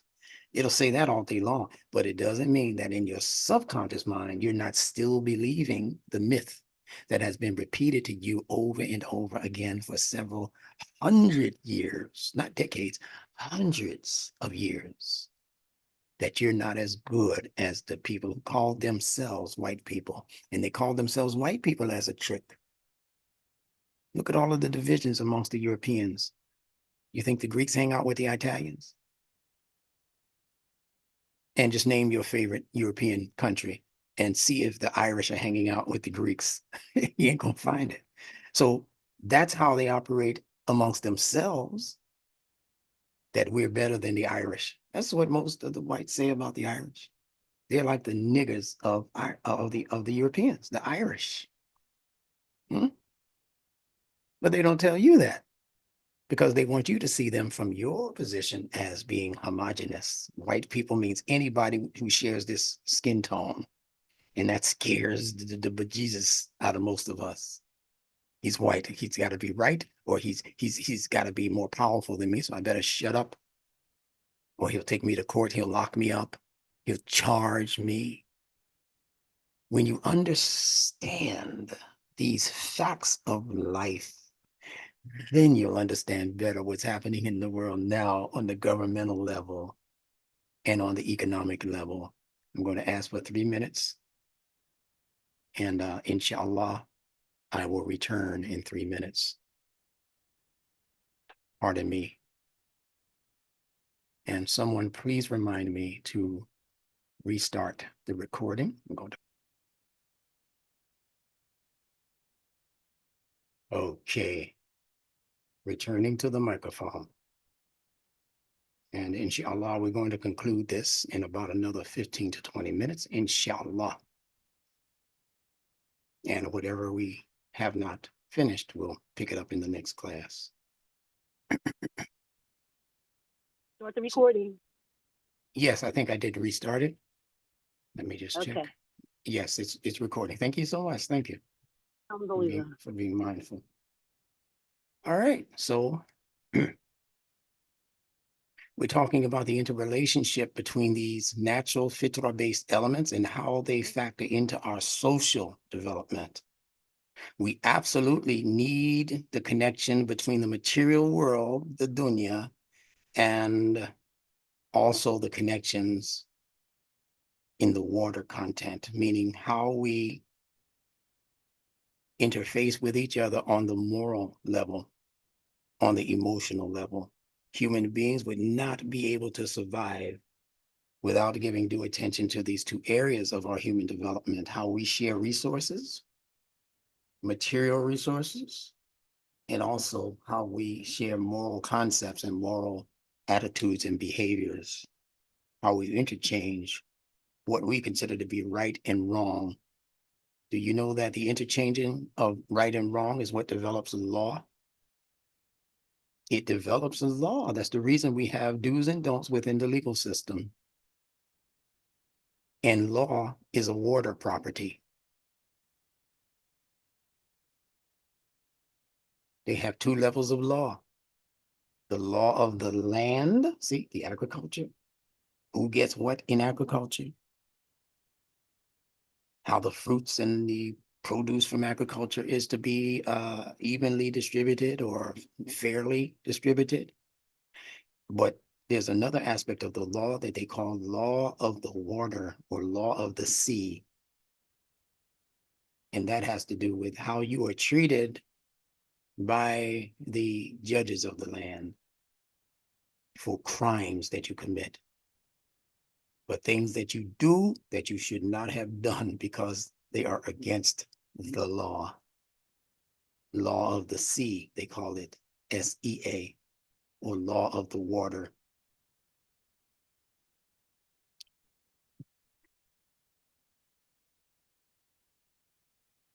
And I think I mentioned to you at some point in the last few weeks, or any time that I may have been speaking on the subject of Mary in the Bible and Maryam in the Quran.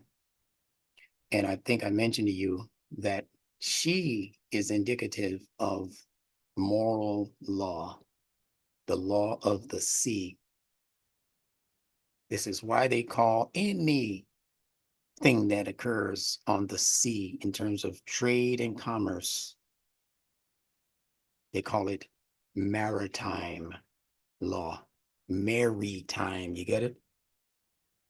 This is the time for Mary to shine. Maritime law. So the things you're reading about, if you're Christian or Jewish and you're reading about them in your Old Testament or your New Testament, and they involve Mary, as you see her in the New Testament depiction as being the mother of Jesus, you have to understand what that represents. Mary is a concept that is very, very deep. Imam Muhammad said one time, at least that I heard him, I never heard him mention the subject again, when giving us an understanding of what Mary means in the Bible, at least. He said that Mary is symbolic of genetic memory. And I'm sure it applies to Maryam in the Quran also, because the word Maryam is almost consonantally, perfectly connected consonantally to the word Maryam. Memory, Maryam. Look at the letters in there, the consonants, exactly the same consonants. You think that's an accident? Or a mistake, maybe? M-R-Y-M in Maryam. M-M-R-Y. M-M, yeah, R-Y, memory. Yeah, the same letters, basically. These are not accidents of linguistic or in linguistic history, the history of the formation of languages and terms and words. They are related to give insight into something that they chose not to share with the common knuckleheads of any society. So they give you the baby kindergarten version of religion. And for themselves, they keep this sophisticated level. But what happens in the fitrah is that when you constantly hold on to something that is intended by Allah to be shared with the group or with the masses, you keep holding on to it, holding on. It could be information or knowledge or science or whatever, and you keep holding it for a small group, holding it for a small group. You're so busy hiding it, you hiding it. Oh, here somebody else comes who wants to peek into our sciences. Don't let them see it. Don't give them the real meanings of these words. Oh, here's somebody else who wants to know what the Quran actually means. Don't tell them what we know about the Arabic language, about the letter system, that each letter has its own meaning. Don't tell these people that they're not worthy of that. These are pigs, and we cannot throw these pearls to these swine. And the more they hide it, something in the fitrah kicks in to actually and gradually diminish and take away from their understanding of the knowledge that they're trying to hide from us. And then Allah does an exchange. He lets their knowledge dissipate and become unusable. And he lets the knowledge that he's allowing these newcomers to come into, like me and you, WD, and the rest of us, and those of you over in Pakistan and in Egypt and in Greece and all those other places of people who are listening to us from the UK and all that. He let you hear just a couple of sessions on this lunetics method, and you are bringing the brilliance and never went to school for this. There's an exchange going on of energies right now, is what I'm saying. We're living in the transference of power. And as I said in the opening of this class, just sit around and prepare yourself, because you're going to be the world's new leaders. You are going to be designing school curriculum, not just for the Muslim children, because people are going to get a whiff of the acumen that you come into and how you're breaking down words that and concepts that they never heard of. But it's going to bring a whole, just like it did for you, it's going to bring a whole new spirit and love for education. And you won't be able to hide it. And you're gonna, man, that thing is gonna catch on like wildfire in not too long from now. That's why I said it's not gonna take a whole long time. Give it a year. But get on the train now. 6 months to a year from now, that those train doors will not be open, and it'll be too full, or it will be way down the track. And here you are running behind the train on the track. And it's going to be a pitiful sight. It happened to the brothers of Yusuf in the Quran, his siblings. They decided to do a wrong thing, hoping they could catch up by doing a right thing later, by repenting and doing a right thing by their brother Yusuf. But later, let's do this thing now, because we need this wealth. We need this popularity. See, we need for our father to look at us as, the go-to sons. Yusuf is a wimp. We're the ones who are building our father's world. He's so proud of us, and we got to keep that pride, even if we have to artificially manufacture something and say we did it, and have our father look at us and pass down that inheritance is the real reason.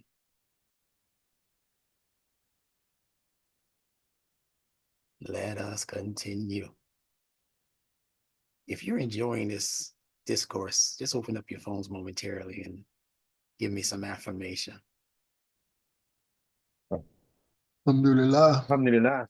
Alhamdulillah. All Absolutely. praise. Beautiful. Alhamdulillah. Yeah, you don't have to stop. I'm enjoying seeing your names and hearing your voices. That feeds my energy when I hear your voice. Alhamdulillah. Yeah, soldier. Yeah. Allah All right. Akbar. Yes. I'm Allahu getting off the ark. al-Kabir. I'm getting off the ark and getting on the soul train. Okay. MashaAllah. MashaAllah. Yeah. You Alhamdulillah. won't have to be on that ark that much longer. It's scary out there on the water. This train is designed to keep you on the land and benefit from the water. Yeah. All right, let me continue. Continue to mute your phones. And thank you for that. That you just recharged my battery without even knowing it. Now, let's look at this set of ayat related to the concept of IQRA. This is Surah 96, beginning with ayat 1 and concluding with ayat 5, although there are more surahs, there are more ayat than these 5, but these are the 5 main ones that we like to speak on as teachers of Quran. So look at what Allah says. Iqra bismi rabbika alladhi khalaq.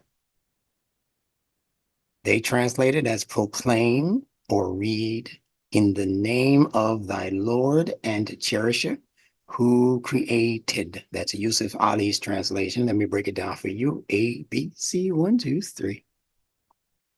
Iqra means to gather or to collect. To collect what, Instructor Bilal? Well, I told you the Quran is based on 2 concepts, agriculture and trade.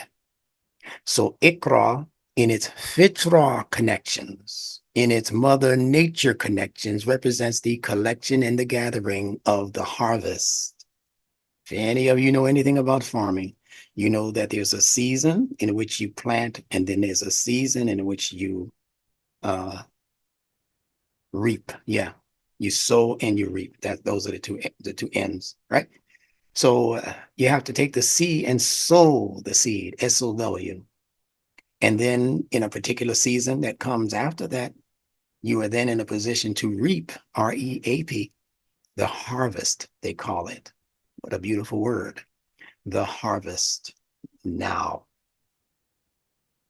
It's the gathering of the harvest that IQRA is speaking to through this word, IQRA.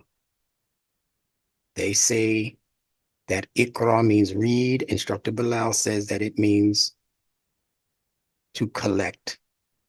Allah then says, Bi-ismi, bismi, Iqra bismi. Bi, as you know, as a student of Numetics, means that which empties, refills, empties, refills perpetually, just like a house does. That's why it's called bait. That letter is actually not just ba, it's to be called bait, just like the Hebrew B is to be called Beth. That means house also. They are sister languages. That's your clue. So what this is indicating is that the ism, which they're translating as name, is within the same context as this house or this temple that empties up on particular days at particular times, and then it empties out, people go home, and then that time rolls around again the next day or the next weekend or whenever it is, and it fills up again. People do what they need to do, yada, yada, yada. But this particular ism is going through an involutionary and evolutionary experience. I saw a couple of thinking caps fall off of a few people's heads. I need you to just bend down. It's right there on your right side. Bend down and put it back on your head. The thinking cap I'm talking about. You're doing this with the assistance. That's what bait means. You're doing this in conjunction with. That's another thing that the letter bait means. To be in or with. You're in conjunction with what's being called the name of your Rabb. Your Rabbika. Ka means your. Rabb, they translate as Lord. We'll get to that in a moment.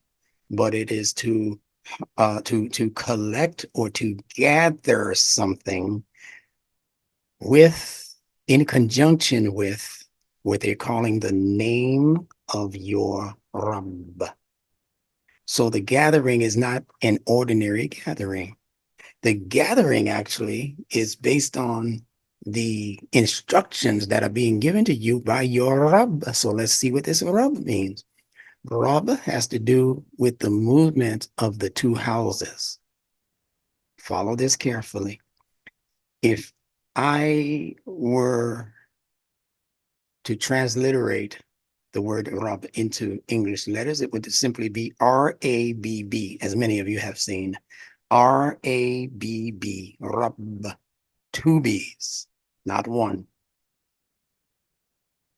So because it's two B's, it should be related to a concept that is speaking about two houses, two places that empty, fill up, empty, refill perpetually. What are those two houses? I taught you in a previous long lecture dealing with the power of this word Rabb as an indication of the two houses called involution and evolution. The scholarship of today's time, they like to deduce the word Rabb to just being the guardian evolver, but they say nothing about him being an involver because they didn't know to say that. This is what's coming along with the download being provided for your instructor by Allah directly. Allah is teaching us directly now. And I'm saying to you that it's not just evolution. Allah says he created everything in pairs, in noble pairs. So what's the opposite or the pair, not even opposite? What is the corresponding mate for involution, for evolution? Involution. But they never taught you about involution in school. That's why you're scratching your kima and your kufi right now, and your yarmulkes and your whatever, your priest cap. Or you're scratching these things now because this world never told you anything about involution, although it's a real science. Growing, actually, growing as we speak in the world as an interest of people who like to think. Alhamdulillah. Yeah, they're thinking now about what is this involution? You can't have evolution without involution. So that's your homework. Go look that word up.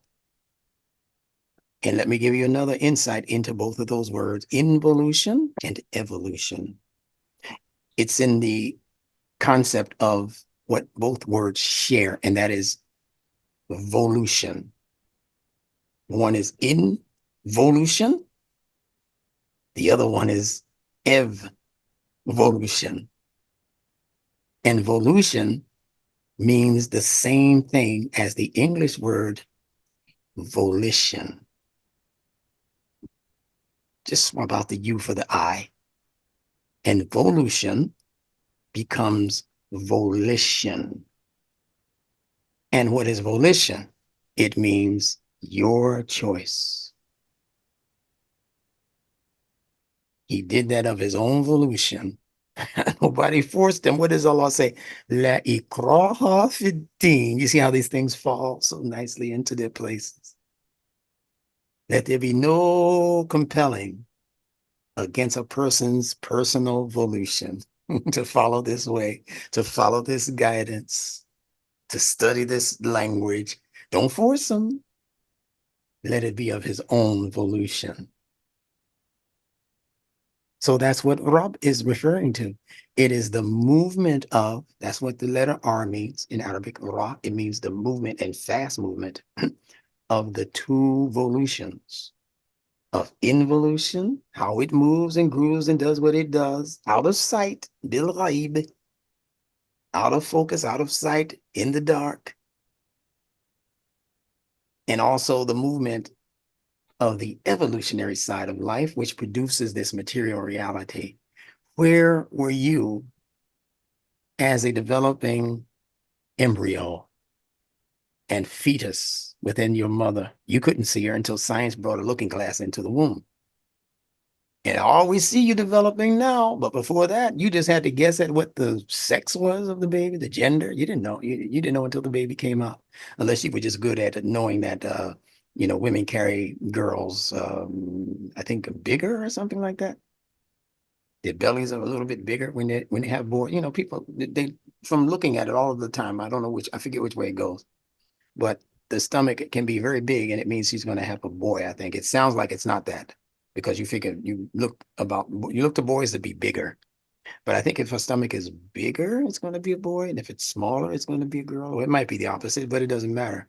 These are people who are observing fitra, is the point. And that's how they're concluding upon these ideas that boy or girl or whatever. But the point is that science has now developed to the point where they can accurately determine the gender by just looking at a sonogram. Oh, yeah, I'm looking between the legs. That's definitely a boy. Oh, that's going to be a girl. Sorry, whatever you were hoping for, that's going to be a girl right there. All right. So we're talking about the two houses. Before that baby presented itself to the public after being born, even if you knew based on the sonogram that it's going to be a girl, what was it before it developed to the point, to the mass, the embryo mass, the fetus mass? Where was this baby before the doctor's sonogram was able to capture its image? It was still growing. It was coming even before the sperm left the penis and entered the vagina and hit the ovum. It was growing even before the sex act itself, if you understand this metaphysical concept that I'm explaining to you right now. It was already here in Allah's plan before the male had anything to do with it, before the female. And Allah planned the whole episode, the whole escapade. And Allah knows the outcome. He knows how long this creature is going to live, what problems it's going to have, what successes it's going to have, even before the sperm hit the ovum egg. Takbir. Alhamdulillah. Allahu al-Kabir. Thank you. See, so Allah knew, because Allah is the creator of both evolution, but also of involution, where things come from, how they become involved. See, that's involution, how things become involved with each other on the level of ghaib, unseen. And then the unseen eventually crosses over a level of development. We call it crossing over, but the crossing over is from your involutionary development when nobody even knew you were in there. Hello, anybody home? Woo, woo, woo, woo. Now, all of a sudden, she's 3 months pregnant. How'd that happen? From who? Now you got to ask real questions. And the evolution begins. But true evolution, even for the infant, the unborn infant, the evolution does not really happen until the baby's actually born out of the womb. Because now the baby has to cross over. You see these crossovers? Do you know that's what the word Hebrew means? The crossing over. Hebrew, the crossing over. From what? From involution into evolution. That's the story of both the Bible and the Quran, if you understand and are able to relate to these metaphysical concepts that are beyond the physical concepts that they give you in science. Imam Muhammad said once, he said that the world has not yet come into what the Quran has to present to the world as sciences, as real sciences. The sciences that we're dealing with now in physics and chemistry and all that is baby stuff compared to what's going to come out of the Quran. Who's going to bring that out of the Quran? The ones who are now crossing over into that logic. So when the baby crosses over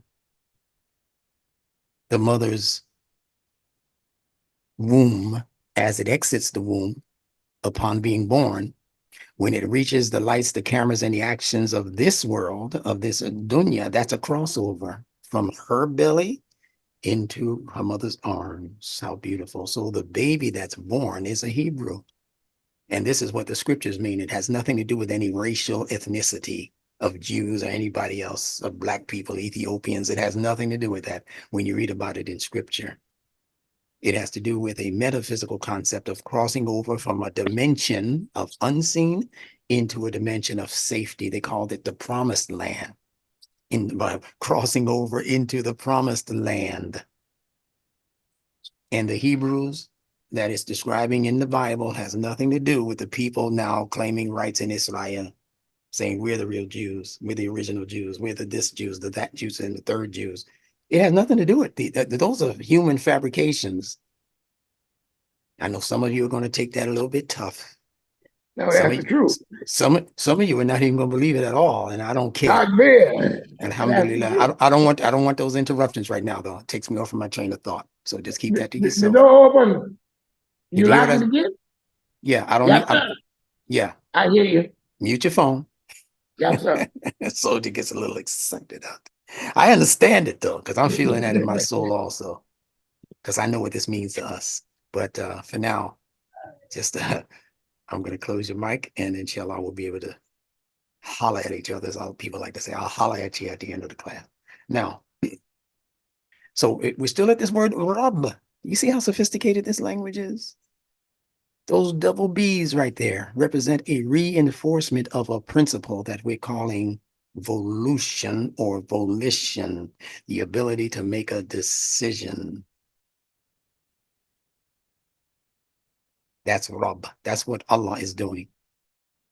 He's allowing for us to be able to make decisions on the involutionary level of things that have not yet presented themselves, and also allow that to cross over, energetically speaking, into the known, from the unknown, that's the first ba or bait, into the known, that's the secondary bait. From involution, that choice making that's happening invisibly, just like today, you might be choosing or thinking about, like we said at the beginning of the clip, to build a house or whatever. It ain't here yet, it's in your head. That's in an involutionary stage. Then you have to continue concentrating on it. And as you know, I say anything that you pay attention to is going to expand. The expansion is on the side of evolution. But the thought, the attention that you're paying is on the level of involution. So as a human creature, we have the possibilities built into our nature to be able to practically produce into the world anything that our minds can imagine. And that's how the true scholars of today's time are teaching, just that most of us haven't caught up with it yet. And it's all through the Bible and the Quran. Think, for thinking truly profits.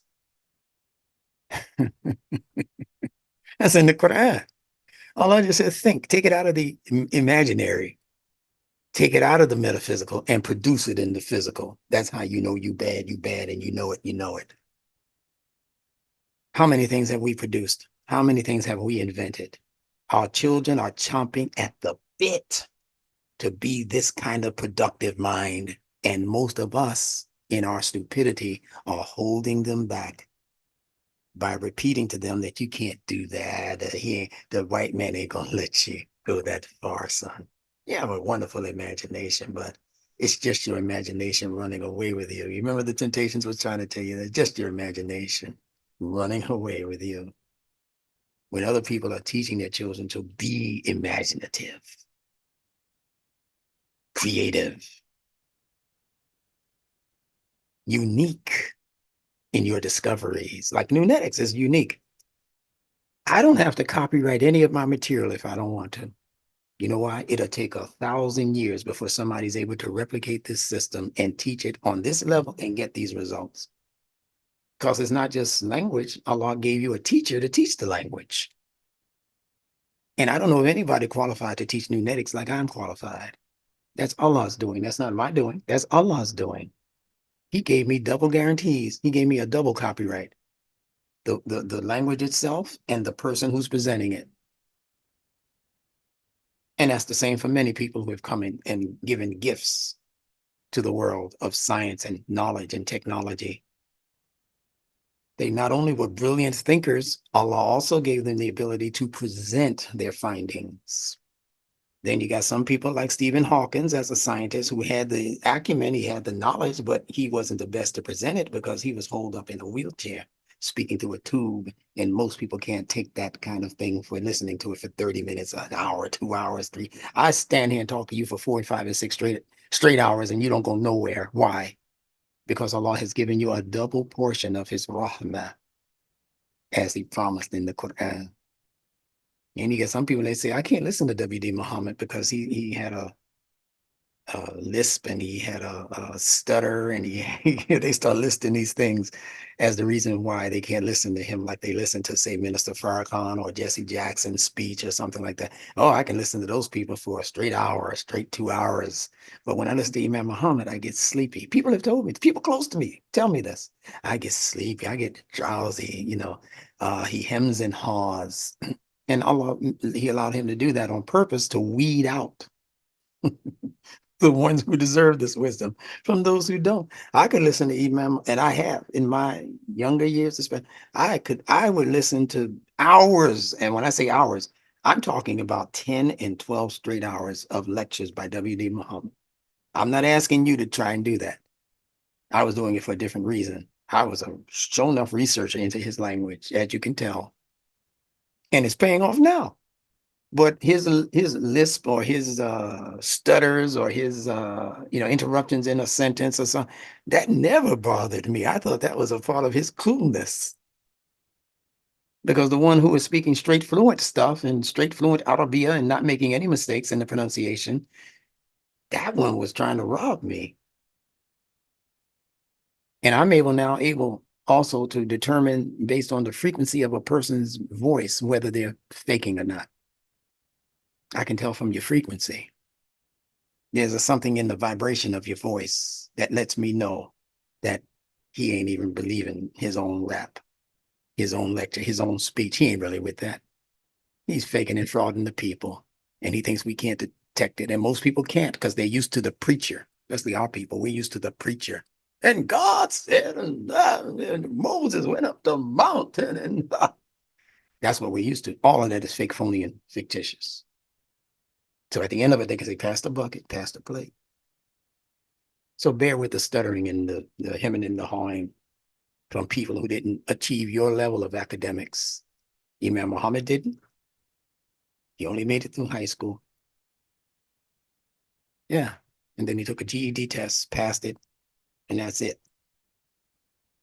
I didn't make it through reams and reams of academics. I made it to the 12th grade in a New York City poor level high school.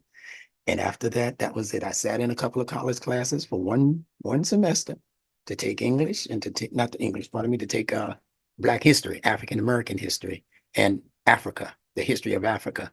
There's only 2 college courses I ever took right there at New York University. And you won't even be able to find my name if you started to do a check on me or history on me, because I was doing what they call auditing, meaning I never officially registered for the class, but the teachers loved me so much and the questions that I had that he said, just sit in here for free. I'm not going to give you a grade because you're not officially registered, but you can, what they call audit my class. And I did that for a couple of semesters. And I learned everything I needed to know at the time about what was going on all of the way across the so-called continent of Africa. That's where I learned that Africa was not originally called Africa. We'll talk about that at another time. The Greeks named it Africa. And Africa simply means to break things apart, to take things and just separate them. It's from the same root as Al-Furqan, Farika, the frequencies, which are separated. You go to your radio dial, you want to dial into WBLS, that's on the right side of the dial, but you can't hear what's going on WCBS at the left side of your dial. You can't do that simultaneously. With frequencies, you have to concentrate on one frequency at a time, one bandwidth at a time. Then when you're finished, you can scroll down the dial, get a stronger signal on some other station, see? But you can't do it simultaneously. It'll be mayhem trying to listen to 2 and 3 stations at one time. You can't do it on your television. You can't listen to 2 and 3 channels at a time. These are frequency bands. Let there arise out of you a band of people inviting to that which is right, good, useful, utilitarian, and advocating against that which is detestable, and believing in Allah, and listen to the last part of that, and not fearing the criticism of those who criticize. That should be the end of that story. So if I say something that hurts somebody's feelings and they criticize me, I really don't give a damn, excuse the expression. And I'm only saying this to you so you can develop that kind of backbone. Man, when I go to the masjid and I try to make the salat the way you suggest, I never suggested that you do that. And I said, let that be your decision. Don't do it because I said do it or I do it differently. I never tell people do this because I do it. I don't even tell you everything I do. I give you enough to start researching for yourself, and then you come up with your game plan for your life. But don't get caught up in that whole thing about somebody didn't like what you said or how you said. And many of you, I'm telling you, I got to give you credit because you got some serious backbone. I want to use a different part of the anatomy, but you understand what I'm saying. You got some serious testosterone, some of you. And I don't mean the men. You got some serious backbone in the face of what many of you are dealing with in your local masajid. in regards to doing things a bit differently. You're not even trying to separate yourself from the group that you grew up with or that you've known for, 10 years already, 12 years, 20 years. Some of you have been in those masters 30 and 40 straight years. I'm not trying to interrupt the flow of your friends and your relatives who are still going there, who believe that Salat is a ritual, who believe that Ramadan is just a ritual, who believe that all of the five pillows, I'm sorry, all of the five pillars of Islam are just rituals, including Shahada. And don't forget to put your finger in the air when you take Shahadatain. All right, we're going to take Shahada. Is Imam ready? Yeah, come on. Imam is ready. Okay, brother. First, sister, you doing this together? Your husband and wife? Oh, Alhamdulillah. Takbir. Allahu Akbar. Allahu Akbar. You got to go through about 10 Allahu Akbars, which is not in the Quran. And then they tell you sometimes, put your finger up in the air. What is that doing? What kind of special connection is this with Allah? And you're not the only religion to do that. There are martial artists who fight like that so they can gouge you in the eye. So don't get so caught up on the rituals is all I'm saying. That doesn't bring you closer to Allah. There's nothing in the Quran that says put your finger up and testify to two testimonies that are called shahadatain that enter you into the door of this deen. There's nothing in the Quran to even suggest that that's a necessary protocol for being a Muslim. Imam Muhammad said before he left here, and not long before he left here, that the word Muslim, you should translate it from the Quran as human, true human. How many imams in his association went to work to justify his findings? I'm going to tell you how many. I'm raising my hand. I did. I don't know of anybody else who brought back any findings related to his being able to compare the Arabic word Muslim, which we've been discussing now for a couple of days, to the English word human. And he already told you years before that what the word human means. He said it meant humus mind. Now, that's all you need to know. Now you need to know what the word Muslim means according to Arabic letters. But you got to come to me for that. And some of you are still too stoic.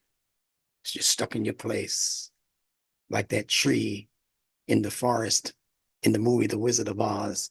He was throwing apples at Dorothy and the group, and he was just a meanie. He's a meanie. If you ever seen The Wizard of Oz, that's a good one to watch. He's pulling off his branches, taking apples off his branches, and he wants to run after them, but he's so stoic. He's stuck in the ground. He's stuck in the mud. He can't move. Don't be like that. You won't continue to grow, and you'll deplete yourself of all your resources. Throwing insults at people, accusations at people.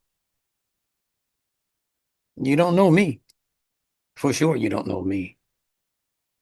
So hold on to your apples, especially since when I'm in the process of upsetting plenty of apple carts. That's actually the name of my next book. It should be out in about another 2 weeks.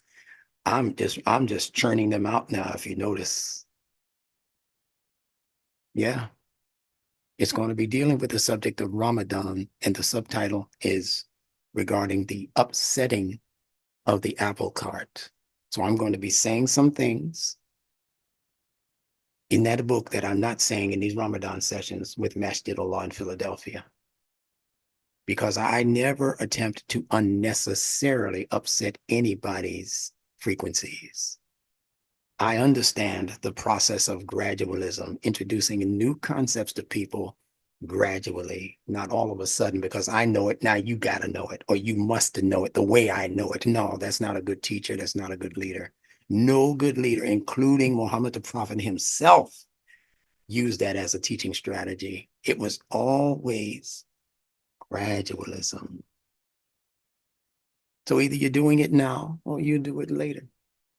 Your moral conscience has to tell you, oh man, I'm tired of doing it the old way, especially when I know the old way was the wrong way. I'm tired of saying Allahu Akbar when it's been proven now that that's an incorrect statement and a lie on the Quran if you think it's from the Quran.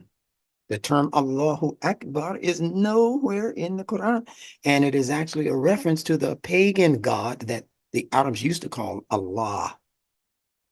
When the ancient Arabs would say Allahu Akbar, they weren't talking about the Allah of the Quran. They were talking about the Allah that's attached to the name of Muhammad's father, Abdullah. Muhammad ibn, the son of Abdullah. And let me add this to the bundle, that the word ibn does not mean son. We had this conversation a few sessions ago when I was teaching you about the difference between the words ibn and bin. In the Quran, Jesus has, as a part of his title, the word ibn. The word bin is the actual word for progeny or son, child of.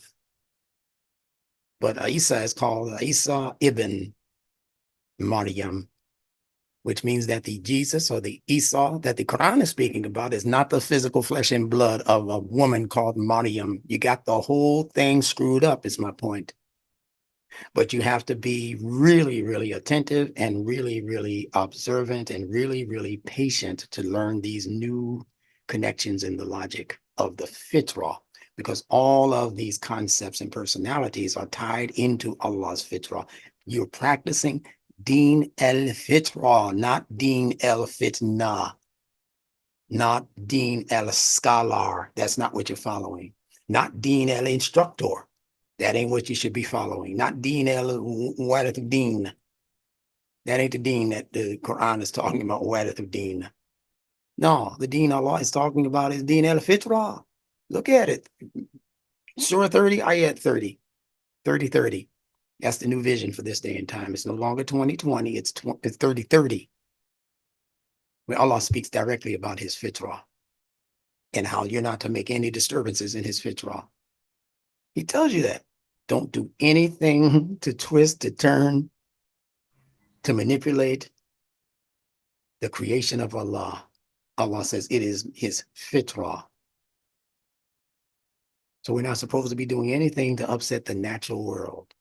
And your mind, your natural mind is included in the natural world. So we're not to do anything to twist and turn your natural processes in terms of how your brain operates, how your heart operates, your emotions. I'm not supposed to just throw my 2 cents in there, even if it means the destruction of you trying to wrestle with something completely new that I've given you, or beat somebody for not submitting to a new way of seeing things politically. When those changes happen, economically, you don't want to go with our flow.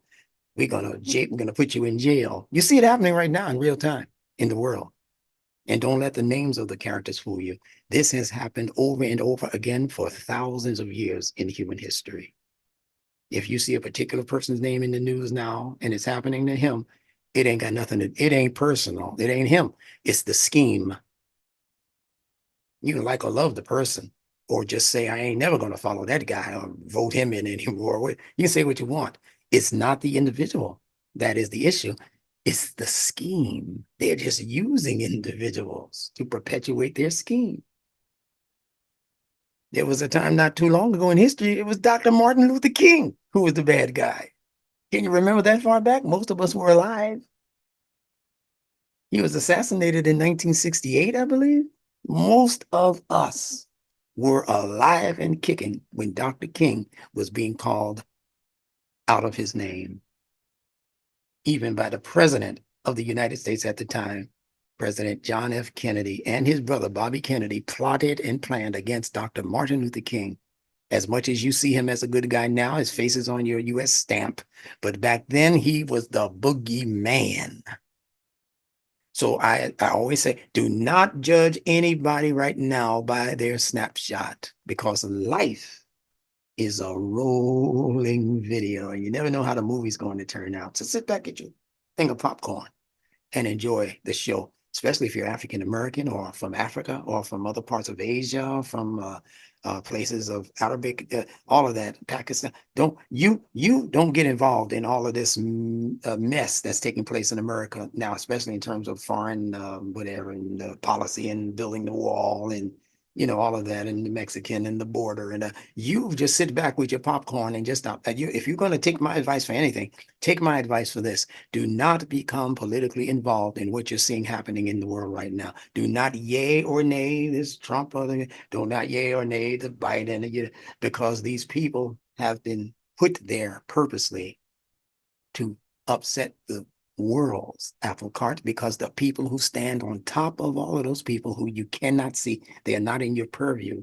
They are designing an involutionary experience that's going to cross over in the next 6 months to a year, 2 years at most, and become your evolutionary experience. And the United States government itself will be a totally new government, a totally new politic. They keep switching from democracy to communism to socialism to Christian beliefs. America was founded as a Christian nation, which is a big lie, but they keep switching and mixing and meshing until they get the right combination that's going to continue guaranteeing them the power and the wealth. And they don't give a damn about whether it's America on the top or Russia on the top or Ukraine. They choose these places that have wealth beneath the soil, like the Gaza. You think they love the Palestinians? No, they encourage you to side with the Palestinians or to side with the Israelis, because the people on top that I'm talking about know that there is an abundance of resources beneath the soil in the form of oil and gold and other kinds of material resources. And they want the land. They don't want the people. They couldn't give two shakes of a hornet's nest about the people. They get us caught up into the politics and the racism of all. And it is really is all just illusion, it's smoke and mirrors. So I'm telling you, I've been gifted. Trust me when I tell you this. I've been gifted to save you a lot of problems in how you see the world. But don't come into the middle of the movie and judge who the hero is. That's all I'm saying. You got to let it play out. And while you're letting their world play out, you should be coalescing with people who think on the level that you're able to comprehend and begin to establish your own community life, even if it's within, as Imam Muhammad said, a 4-block radius. He didn't say try to take over the country with your political ideology. He didn't say become Republican or Democrat or independent and keep voting these people in office, out of office, in office, out of office, ad infinitum. That wasn't his advice. He said secure 2 blocks, 3, 4 blocks. Radius, have them together though. In certain parts of the country, you can get land for pennies on the dime. Might not be the most ideal place, but you got to turn it into your heaven, like those little people in Africa doing, making cell phones and computers out of nothing. You got to be able to make community life kun fayakun, be, and it becomes. That's why it's in the Quran.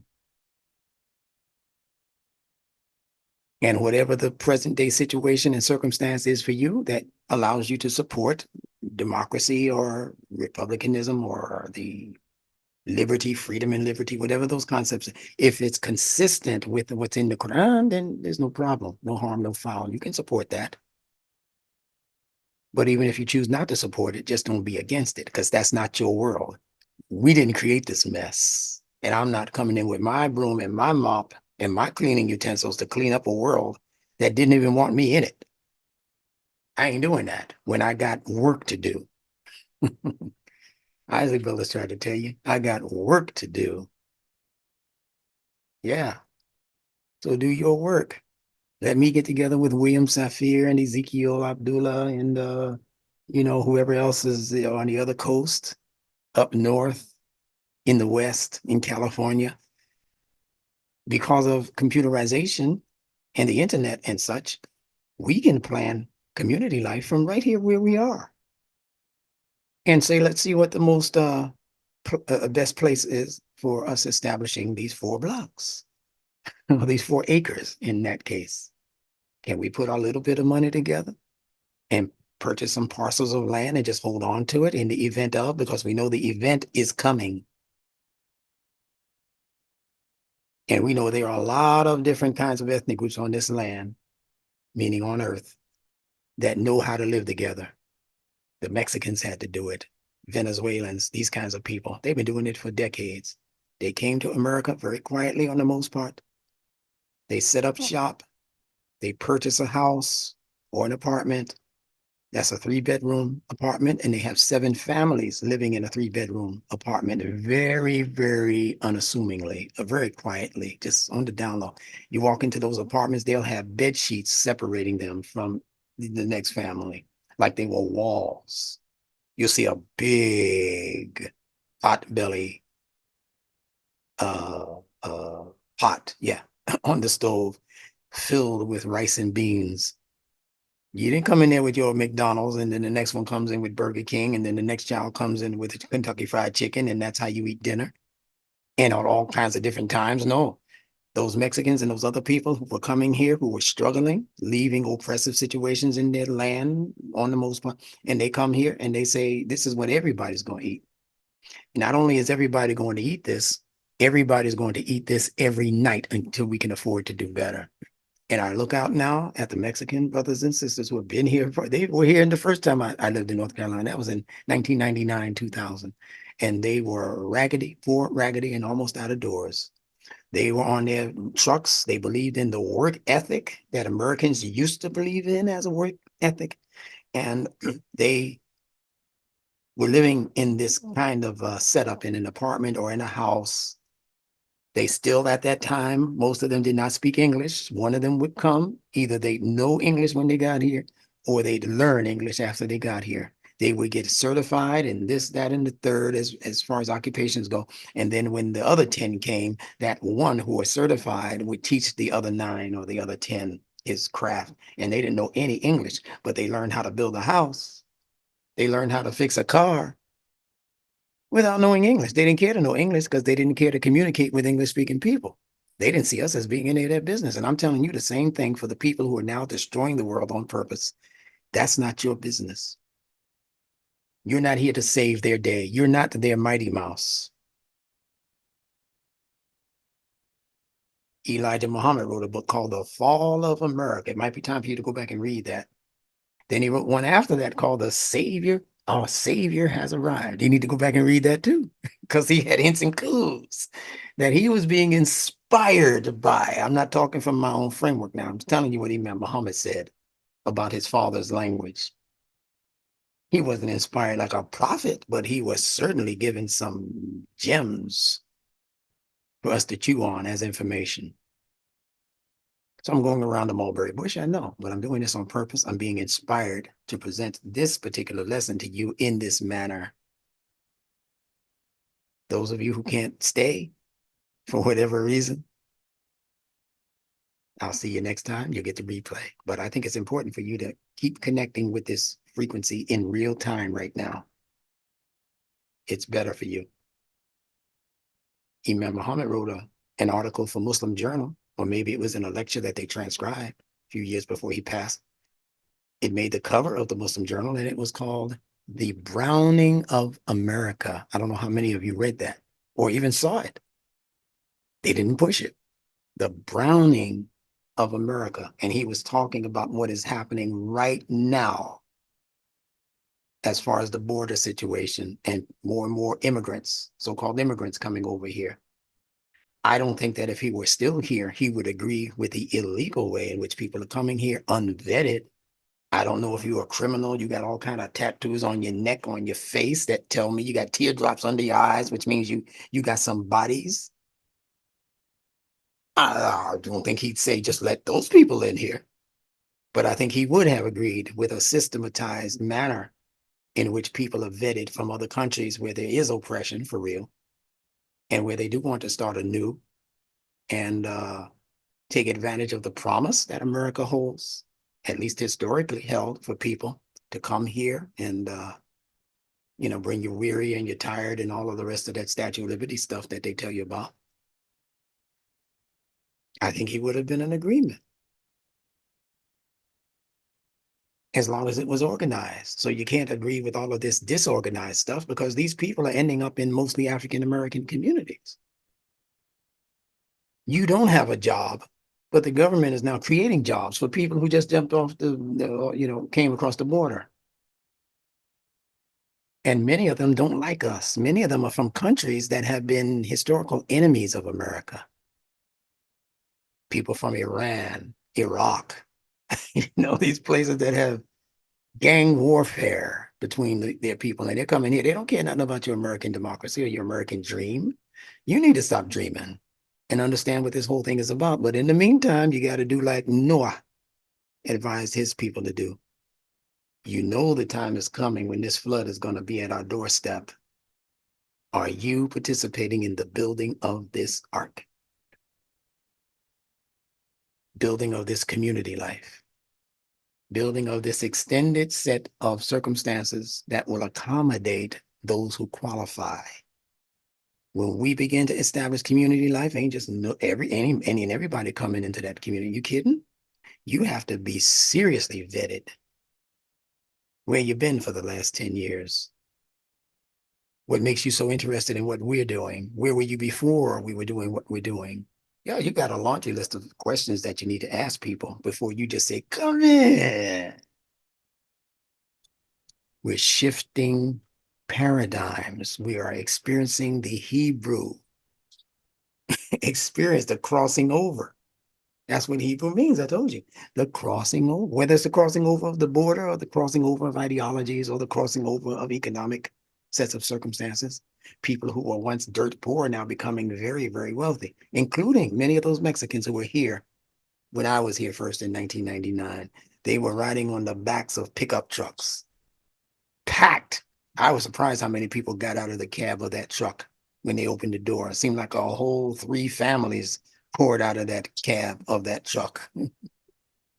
But now they're riding around in the most expensive trucks, still working, still landscaping, doing all the things they were doing. But now they have their own individual businesses. Isn't that something? And we say, alhamdulillah, it's all right.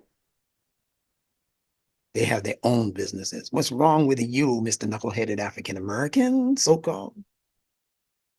But we are going to get it together, but it won't be all of us. Sorry, there will only be a representative few, and that's what this new language is designed to bring into reality out of evolution. You'll soon see it in its evolutionary stages of development. So let's continue. Big commercial, but the language is important.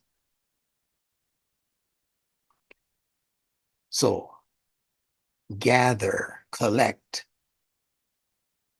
with the permission of your Rabb, the one who involved you and the one who continues to evolve you.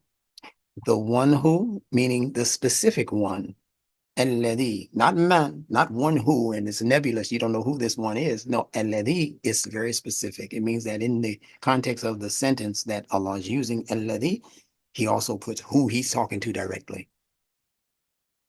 In this case, he's talking about himself, so he's very specific. Alladhi khalaqa, the one who created, the past tense.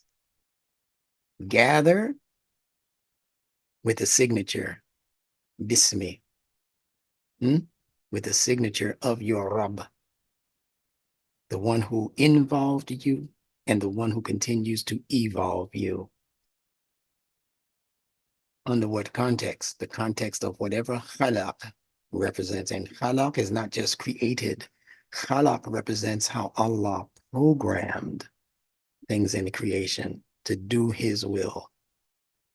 Your DNA has been programmed by Allah to do exactly what it's told to do by Allah in the manner, in the sequence that he programmed it to do that. There's nothing you can do about it unless you try to artificially interfere with its mechanisms, as they did by giving you the jab. But they are artificially interfering with how Allah created your mRNA to function. And don't think it had no bearings on your DNA. They knew that would scare you too much if they told you they were actually changing your DNA into some kind of robotic responder, because they want a world of robots. You got to understand who you're dealing with. I'm sorry, I have to go back to this. This is life-saving information. The people who are in charge now are mostly of European extraction, European descent, and there's a particular level of DNA frequency that they operate upon Bi-idhni Allah, by the permission of Allah. They operate on that particular strand because that's all they needed for their situation where they come from. They didn't need all of that sophistication in terms of science and technology. They didn't need that while roaming the hills and cave sides of, West Asia, as they call it, Europe. There's nothing there for them to benefit from scientifically. Europe is land poor, resource poor, and people poor, historically speaking. Land poor. They didn't have land that would grow the things that you see growing in the West Indies. Yeah, they didn't have the land to grow things that you see growing in the Bahamas and in parts of Africa and Asia. Even in India, they're growing. Parts of Africa just growing big old plants and trees and all kinds of orchards. And they didn't have that in Europe. They're mostly rock, stone, mountains. They didn't have the land. They were land poor. One of the first two things that people need to establish themselves, as we mentioned earlier, land. Then on top of that, they were resource poor. If you don't have the land, you can't extract the resources. There was no gold in the ground in Europe. There was no silver and platinum and ore in Europe. They came into the world and found other lands with those substances, and they ganked them for it. They didn't negotiate. They stole it. So if you want to know how Queen Isabella and King Ferdinand got the diamonds that they got to be able to finance, who is that crook? Christopher Columbus's journey. If they were land poor, resource poor, and people poor, how did they finance that journey with their diamond possessions? Because they stole those diamonds from Africa, my friends. That's how they became kings and queens and hoarders of gold and silver and these other precious metals. Those precious metals were not discovered almost anywhere on the continent of Europe.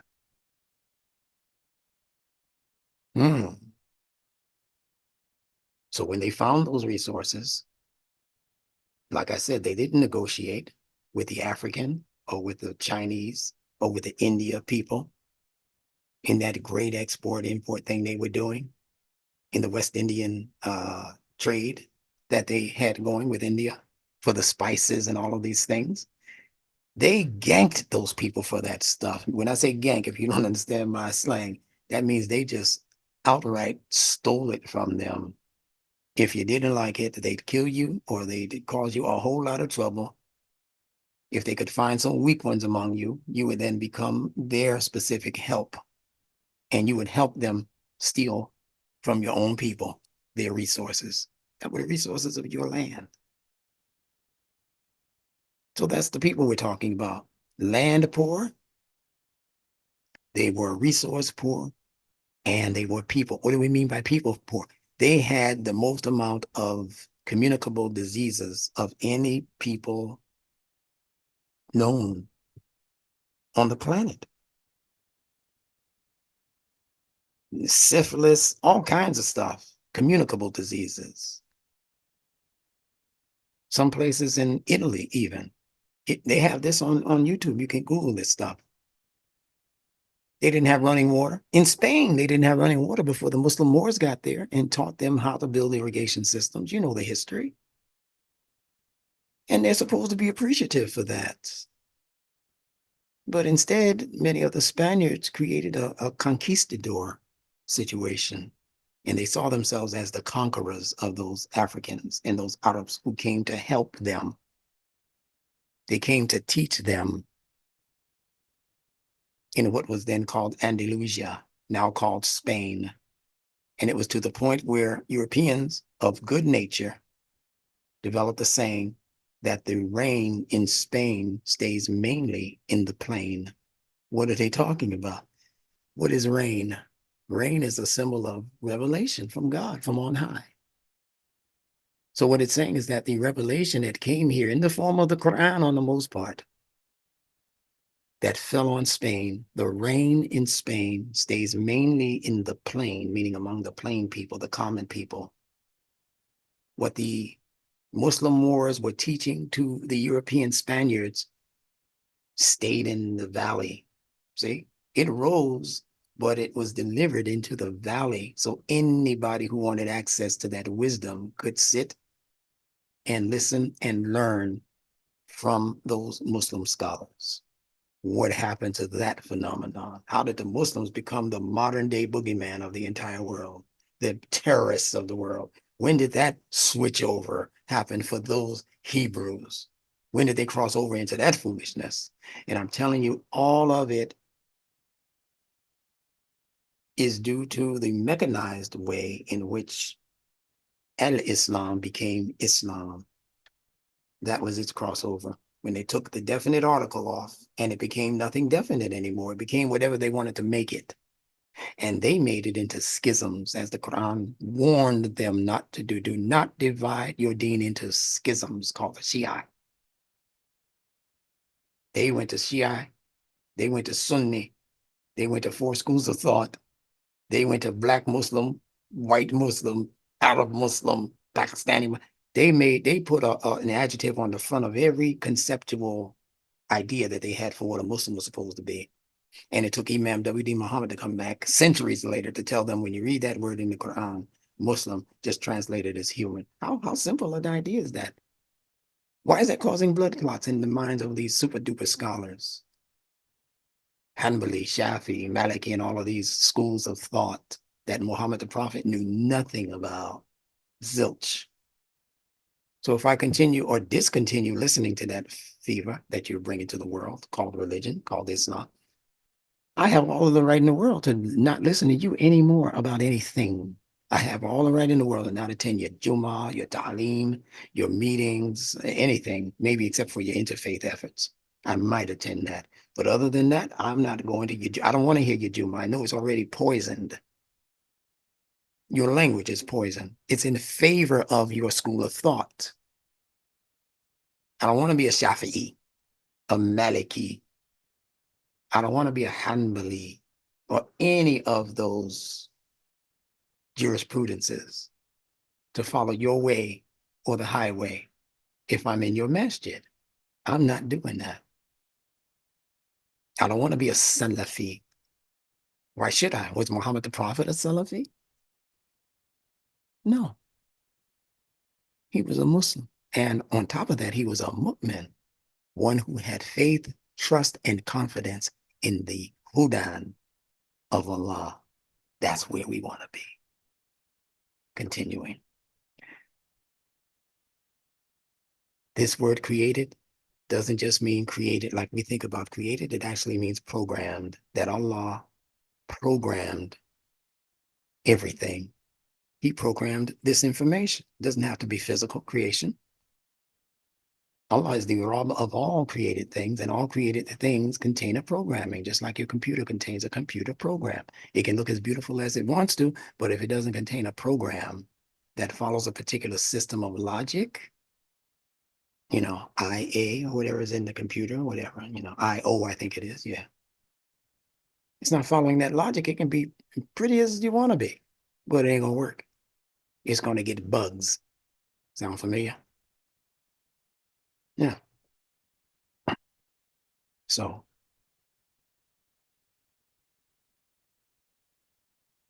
you need to be able to read the programming.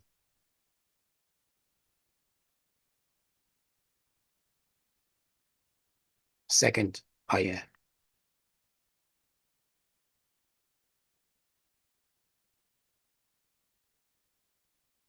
خلق الإنسان من علق.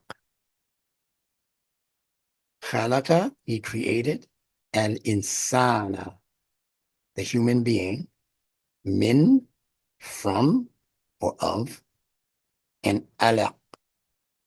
They translate that as a clot of congealed blood. خلق الإنسان من علق. Created, meaning programmed.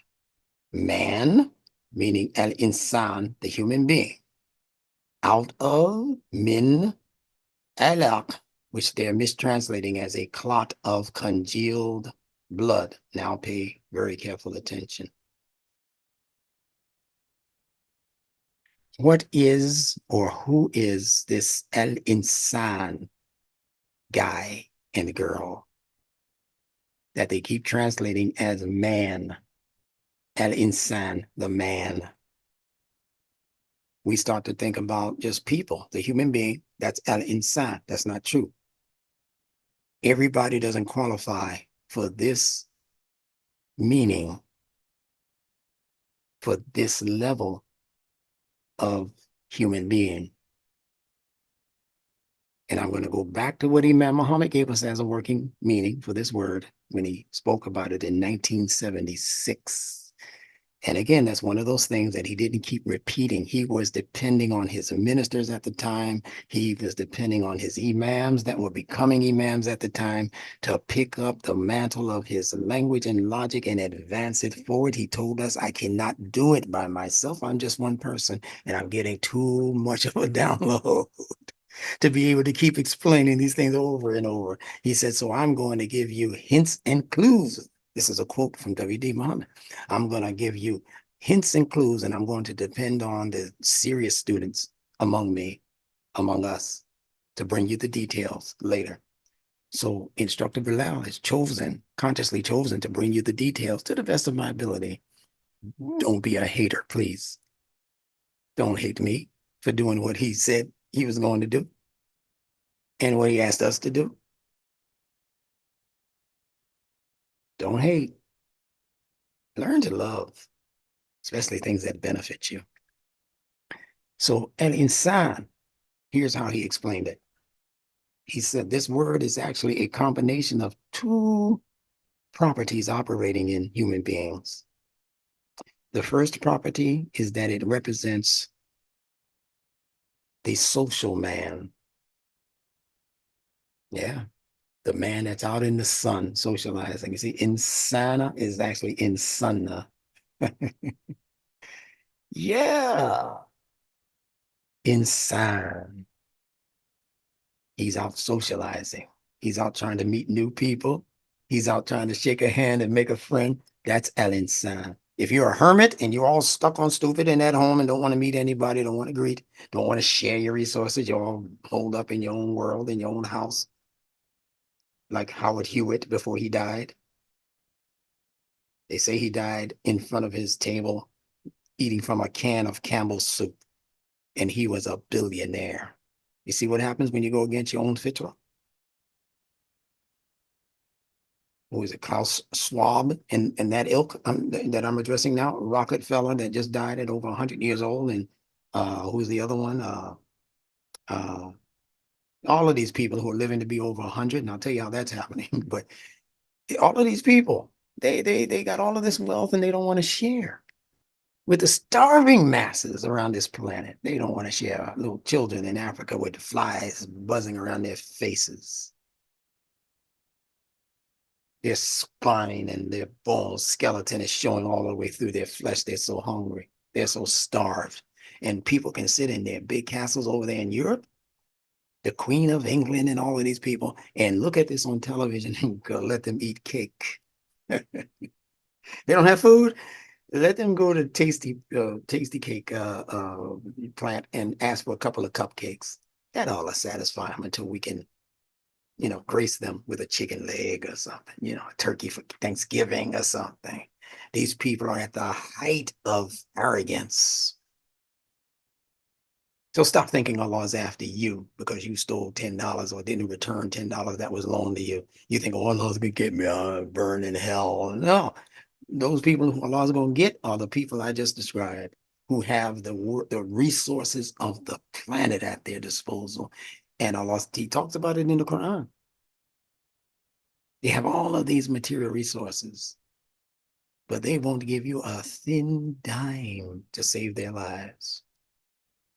Those are the ones that Allah is coming after. But he's not coming after them by putting on a suit and tie and showing up at their door as, Mr. Fraud or anything. He ain't gonna do it that way.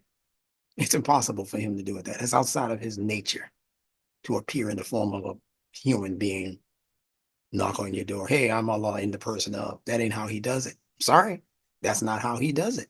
He can inspire a person, but he can't be in that person per se. So what he does is that through natural circumstances, he begins to, as he says, do they not see how Allah dwindles the land by virtue of its outside periphery? In other words, science knows. The people who study geography, they know that certain continents and certain countries and certain islands, they used to be much more massive than they are now. And through increments, they begin to diminish, dwindle in terms of the amount of material space and resources and all of that that they had 1,000 years ago. You heard of Pangea, when the whole world was actually literally connected piece by piece, like puzzle pieces, and then continental drift set in. That's the science word, continental drift, and they began to separate. If you were to push all of the land masses on Earth right now together, they would lock in place like a giant puzzle. Because at one time, as Allah says in the Quran, they were once one mass, and even the people were once one, ahad, according to the Quran. Or wahid, I forget the name, the word it uses for one, but the point is that we were all one people. Bible says the same thing. The Bible goes further and says we were speaking one language. But you think it's language like Spanish or Portuguese or German. No, it wasn't that kind of language. The whole world was speaking the language of al-Fitrah. And Allah said one day will come when the world will go back to speaking one language. And that one language, I still say, is the language of the Fitrah. It will never, ever be that every person you meet on earth is going to be speaking a particular language, even Arabic. You Arab scholars, stop teaching people that nonsense. We have to keep working until the people accept the Arabic language. All other languages are adulterated. They are poisonous languages. Only the Arabiya is the pure and perfect, suitable language for humans to speak. But they won't get the gist of it unless they take Shahadatain. Stop that foolishness.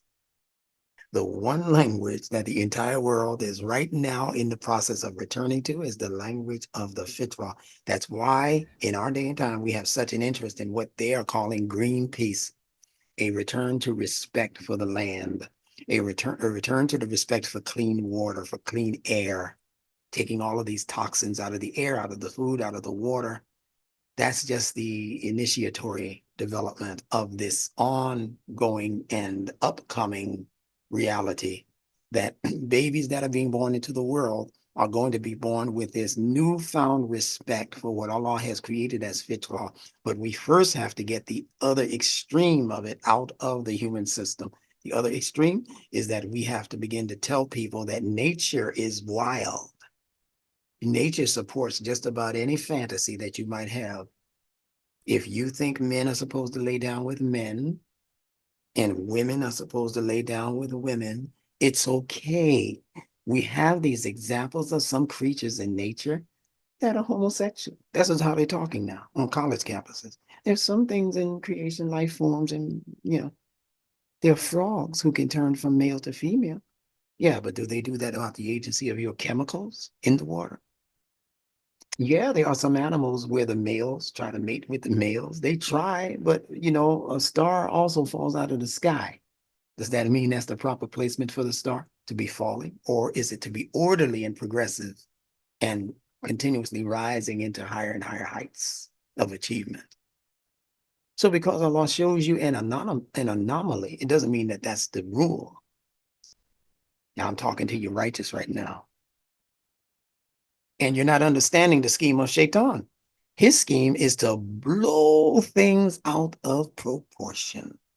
But he does it incrementally because he knows that's how Allah brings about his changes. And he's attempting to use the strategy of Allah in order to effectuate his plan. So he looks at life, comes in as an infant and grows to be an adult, and there's stages in between, and it happens imperceptibly. You can't see your hair grow. You can't see your child grow. You can't even see your knowledge grow. You feel it after a while. Wow, I didn't know I knew that. But these things are incremental. So Shaitan uses that same strategy. So he comes and he introduces a false non-fitrah based concept like men can marry men and all of that kind of stuff. Then you got to supplement if you want to have a child. You can't have it with another man if you're a man. So you supplement. Well, we'll just adopt. But see, adoption is not in the fitrah. Now, I'm not saying you can't adopt or you haven't, or if you did adopt, you did something wrong. No, That's a human construct to address a particular situation amongst humans that was not living up to its promise. So that's okay if you adopt it. But what I'm saying is that the fitra doesn't support adoption. The fitra supports the responsibility of adults over people who don't know any better, that we call them children. But what's the increment in that? What's the gradual, step-by-step, imperceptible moves that are being made on the chessboard by people who say gay is natural, homosexual is natural, homosexuality is. Now, I'm not saying that to be anti-gay and I'm not into all of that. As far as I'm concerned, you can be what you want to be, do what you want to do.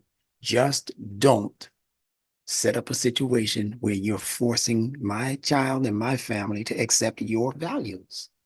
That's all I ask. La IQRA hafidin. Let there be no compelling in the deed. Truth stands out clearly from error. Do what you want to do, but don't try to convince me and my family that that's what we should do because you want to do it. That's a problem in the psychology right there. If you are comfortable in believing that you're right, you don't have to convince anybody else that you're right. Just do what you think is right. Because I think Al-Islam is right, do I have a right to push it on you and your family? Because I think it's right? No. Well, you don't have a right to push homosexuality values on me and my family. That's not how we believe. That's not what we want to follow. But I said it's incremental. Trust me when I tell you this. Earmark this day that I'm saying this to you and go back to it when this begins to happen, and it's going to happen relatively soon. I'd say before this year is out, you're going to see this. After you thoroughly accept the whatever it is, I don't know, they have so many initials now, I don't even know how to pronounce them, the AIEI or whatever it is, that the gay, lesbian, GI, I don't even know what the letters are anymore. We're at the point now where many people in the society are swallowing that hook, line, and sinker. Once you become comfortable that this is now all in the sitcoms on television, all of the comedians are placating to the homosexual crowd, the politicians are placating the gay lesbian movement and the march and all of and the rainbow flag and all of these different, and you'll notice that the rainbow flag has all of the 7 colors of the chakras, but upside down. That should tell you something. You're supposed to go from the red all of the way up to the royal purple. Instead, their flag takes you from the royal purple in your fitra nature all of the way up to the red hotness of your passions, because that's the end goal, to make you a creature who is actually worshiping your ahwa, your passions. And Allah says in the Quran that the absolute worst creatures on earth are those who take their ahwa, their lower passions, that red zone, as their ilah, the thing that they give devotional attention to, as their God. They worship that as their God, the lower passions. So it's not going to stop at male, male, female, female. It's going to soon cross over into the realm of adult child sexual relationships. It's already there. They're just hiding it from you. Adult child. Back in the 70s, they came up with an organization called the man-child, the man-boy relationship or something like that, love relationship or something like that. Mambla, I think, are its letters. And it was for grown-ass men to be able to have sex with a 6-year-old, with a 12-year-old. Nothing to do with parental consent or anything. That old dude just figured he could have sex with your 12-year-old son, now your 12-year-old daughter. They're pushing this right now as we speak. They're teaching this in many of the colleges and universities around this country, that it's okay. Now, you who call yourselves Muslims, you don't understand what I'm about to say, but you need to listen carefully and chronicle my words. You are being bamboozled through your hadiths that was set up ages ago to support what Satan knew would eventually come to us as a philosophy and an ideology for life. And that is what? Adult child sexual relationships. Like, you know where I'm going. It came through your story of how Muhammad in his 40s or 50s by this time, I think, or 60s, married a 6-year-old.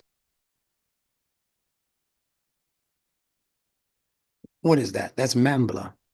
That's man-child relationships. But no instructor, the hadith says that he didn't really have sex with her until 3 years later. She was 9. Okay, so now you got the 50 or something years old, 60-year-old man, grown man. Oh man, having sex with a 9-year-old, somebody who has barely reached puberty. And even if she did have her first menstruation, oh, buddy, these sheikhs and shakers, they teach this stuff. It is okay because Muhammad did it, then we have access. We have permission to do it also. You dumb, knuckle-headed, cuckoo for cocoa puffs bastard. They said when Abu Bakr, her father, Aisha's father, brought her to the Prophet to let her know that Muhammad, the Prophet, wants to marry you. They said that they found her playing with her dolls. Does that sound like a developed emotionality and mentality to you? This is their ideas. I ain't making this up. They found her playing with her dolls. And they say that was okay, even though the dolls were considered to be idols, shaped like people, but weren't real people. They said it was okay for her age because she didn't really know any better. Well, if she didn't know any better, how in the hell can a grown man marry her? So when I refer to Muhammad in this instance, know that I'm not referring to the historical, true, real deal Prophet Muhammad. I ain't referring to him. I'm referring to the made up piece of shit that they introduced to the world and called Muhammad through the hadiths. The Muhammad of the hadiths are nothing like the Muhammad of the Quran. And there's absolutely no permission for an adult to marry a child in the Quran. The Quran clearly speaks words that let you know that marriage between people are between the people of adult consent. Never says a girl can marry a man in the Quran when it speaks about nikah. Never says that. So how you come up with that? You Muslims have just not become bold enough yet because of the embarrassment of marrying a 6-year-old. A lot of your men want to, but they don't because they know they'll be publicly shamed even by the Muslims who know better. Oh, that was for Muhammad. Allah allowed him special privileges. Why would Allah allow a man who could get any woman he wanted? Why would Allah say, now let's embarrass you in the history books by making you marry a 6-year-old who is still playing with her dolls? You accept that? You are an absolute bastard knucklehead to believe that. I'm talking to you straight up. I'll tell you this to your face. You are stupid as dumb as a box of rocks to believe that foolishness. And you won't do it in the public, Mr. Muslim grown-ass man. But you do that behind closed doors. You say, well, there's nothing wrong with it. The Prophet did it. So, well, we can't publicize it. Well, we have too much scrutiny, too much criticism.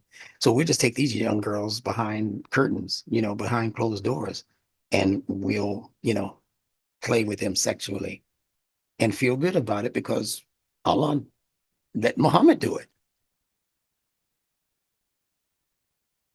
Man, oh man.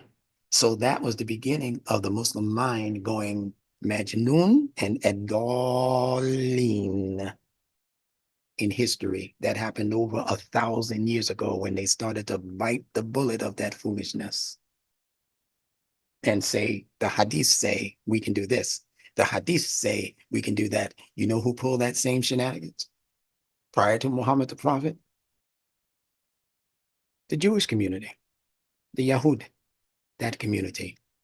As I mentioned, the beginnings of that happened in ancient Persia when 20% of the Jews were in charge of Zoroastrianism and what they were learning as religion.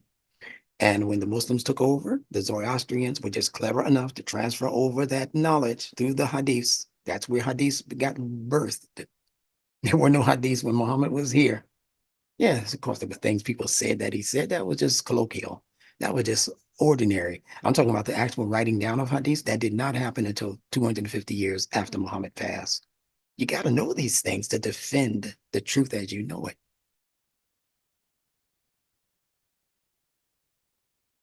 So your adhan, your calling of Allahu Akbar got caught up in the mix because the ancient Arabs were doing that in Arabia, but before Muhammad was born.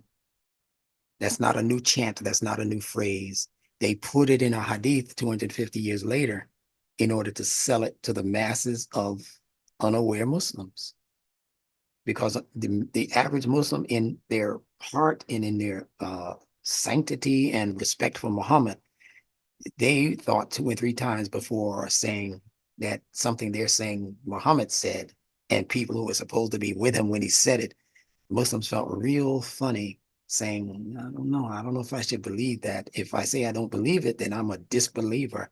I'm a kufr. If I say, so the Muslims acquiesced. If they say Muhammad said it, maybe we don't understand it, but we accept it anyway until we learn to understand it. And that's the portal that they began to shove all of this bullshit information through. Why is he cursing during Ramadan? So I can purify your spirit. That's one of the favors of Ramadan. It purifies your spirit. You've never seen a bull make doo-doo? That's all I'm saying. Go look at that dropping. That's what's coming out of their mouths.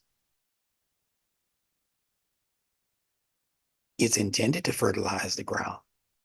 But if you drop it on the wrong thing, you'll never hear the end of it by civilized people who see you doing that.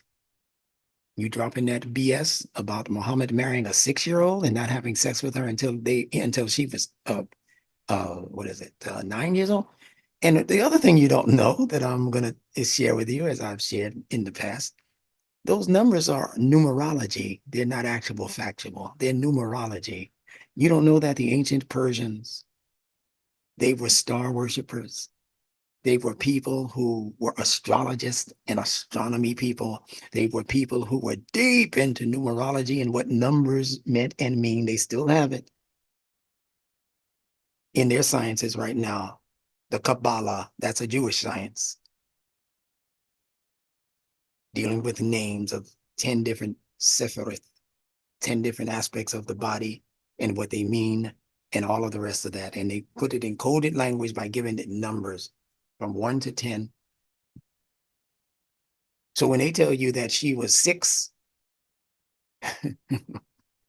and she didn't have sex with him until she was 9, which is just 6 upside down.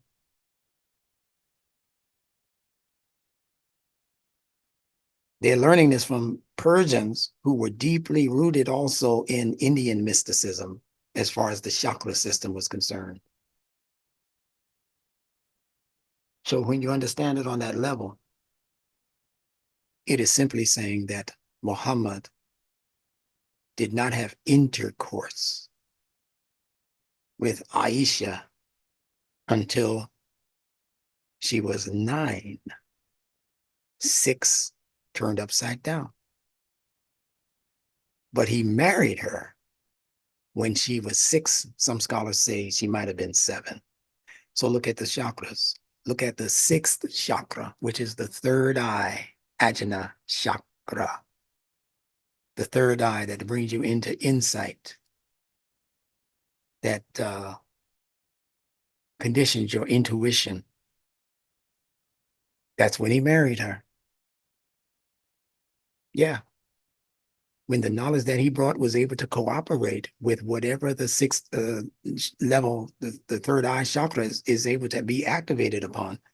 Yeah, that's when you begin to think about union with that energy, not with that physical girl. But they never told you they were talking about energies and numerology and symbolism.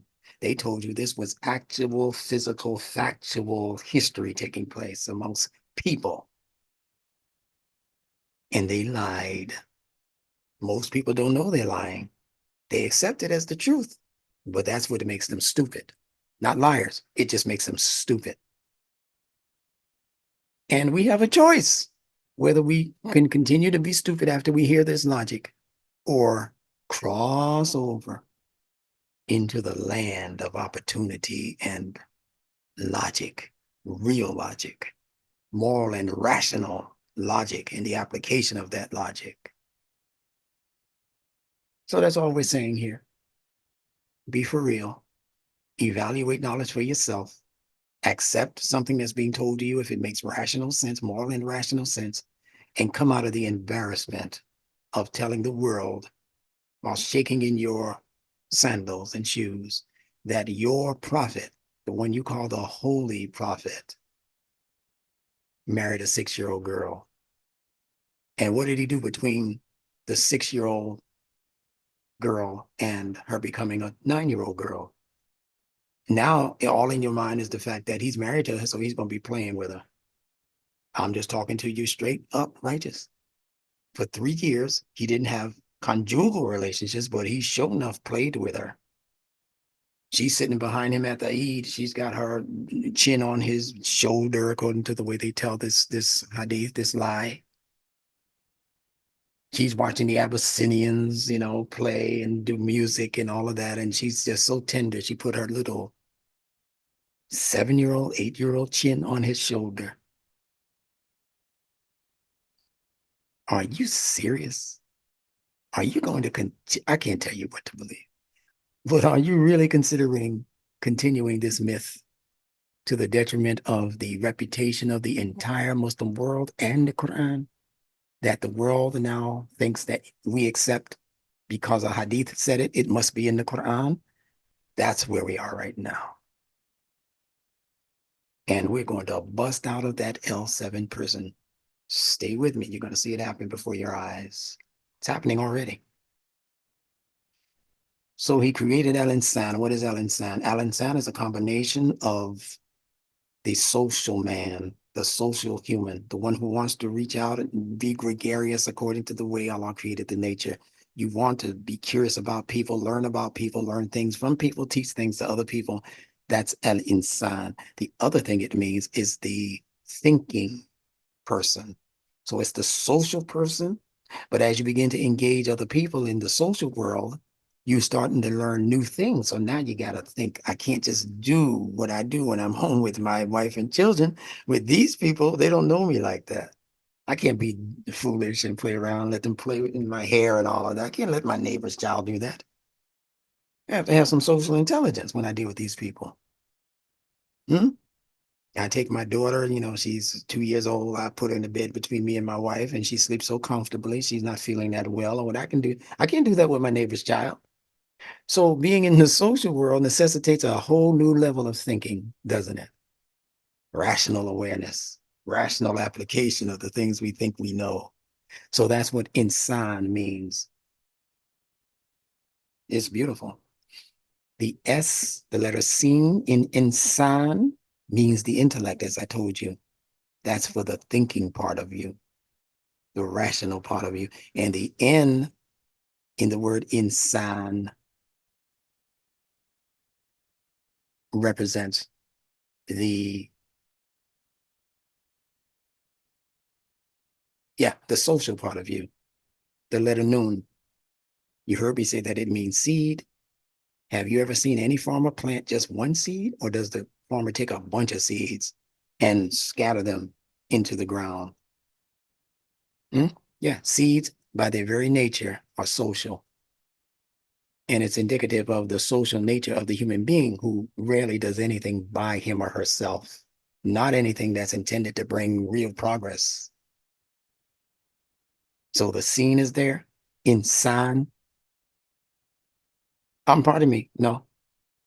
The noon comes first. That's why I had to hesitate. The noon on the end of san is a suffix. We're talking about INSAAN, insan. But the first noon is the one I'm talking about because you come into the social nature first. That's why I was hesitating. Something went wrong in the fitra thinking department just now. So the noon, the seed comes first, as it does all over creation to produce new things. And then once you get the product from the seed, now you got to think, how am I going to use this? How am I going to distribute this? How am I going to cook this thing that the seed developed as a plant? How am I going to utilize this animal that was born into my field? See, the thinking has to kick in. So that's what al-insan means. I just took what Imam Muhammad said and took it to its logical conclusion, which is what we are supposed to do, whether you do it for WD or whether you do it for your sheikh or your mama or whoever's teaching you sense. You're supposed to be able to take the best of what they left with you and advance it. That's all. So this alaq, remember now, whatever alaq is, it has to coincide with what I just told you insan is. The social thinking being. What is perpetuating this social nature and this intellectual nature? What's perpetuating it? The fact that it was created from an attaching thing. Forget about the congealed blood. That's not what that means. It means an attaching substance. It can be anything that's adhesive, that sticks together, that bonds together. That's why they say congeal. What is bonding together? The social nature and the nature to think. The ideas now, you have to make them congeal if you're going to make progress in the world. Your social relationships have to congeal. They have to get used to being with other people, sharing ideas with other people, accepting ideas from other people, even if they don't totally agree with your ideas. That's alaq.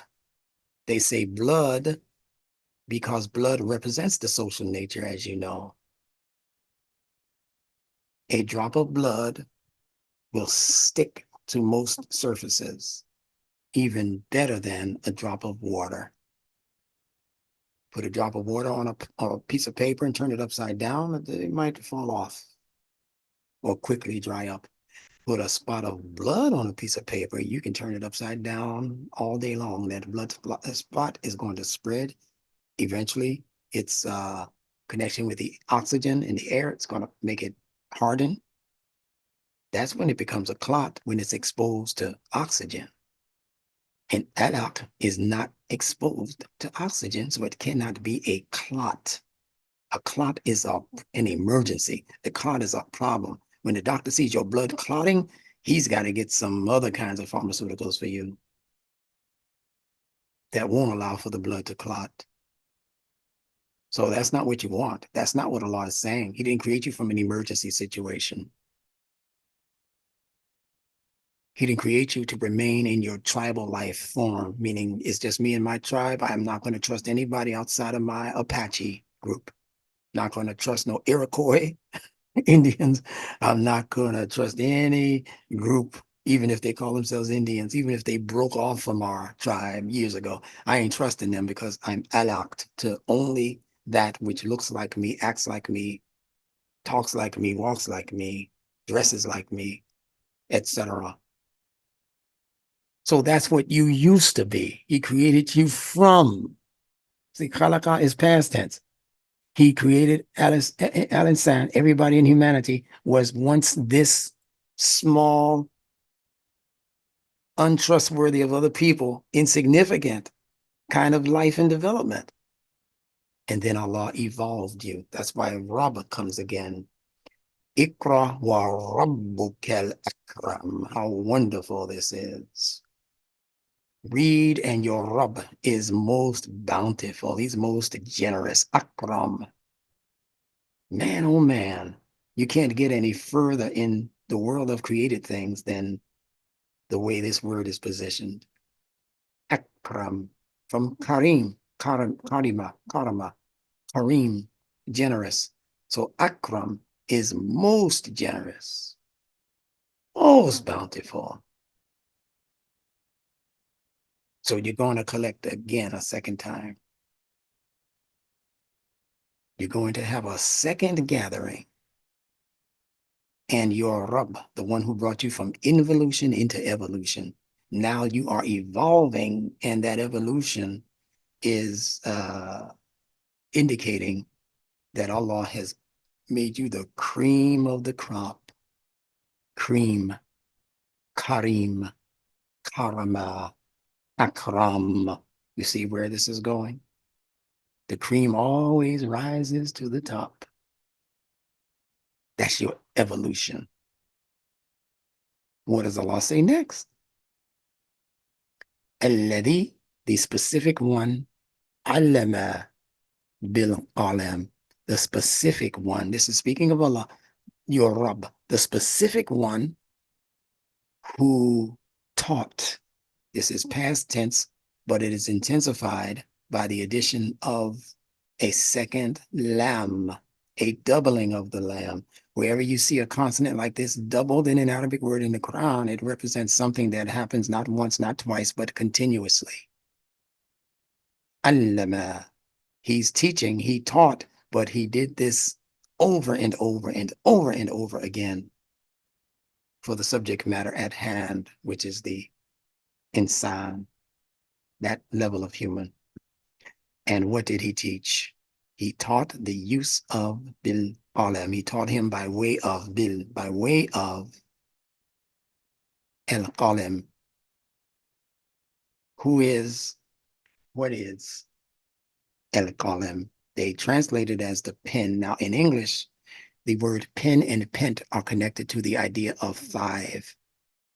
Pentagram, pentagon, five-sided.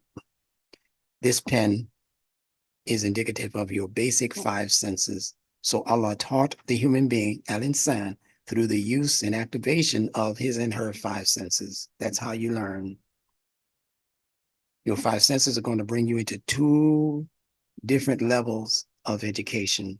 One is going to be that operating on the mundane level of society, the things you just need to know because you need to know them, but you don't need revelation to bring you that. All you got to do is just stay aware with your five senses of what's going on in your environment, like the tribal people did, like the ancient people did, the primal people. They didn't need revelation to make it. They were just observant of things in creation. Oh, there's something that I think I can hunt down and eat. Let me do that. So that's one aspect. That's on the ground level of how Allah teaches you. But there's a secondary level that's being spoken of. You have a higher five senses to investigate. We call them spiritual senses. We call them esoteric, hidden messages and things. And only Allah can gift you with the higher level of revelation. You can't get it on your own. He taught the human being by way of the five.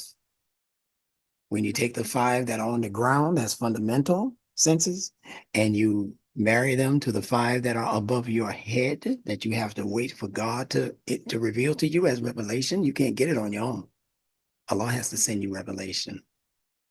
And you combine those five with the five that you're standing on as a foundation, you got 10. And that's why 10 in religion, in symbolism, represents consciousness. It's when the five basic senses begin to commingle and interact with the five higher senses, and you begin to compare like with like. It's just that you say this is no longer accepted by me merely on the physical level. I'm going to now accept this on the esoteric level, the symbolic level, if you will. الذي علم بالقلم.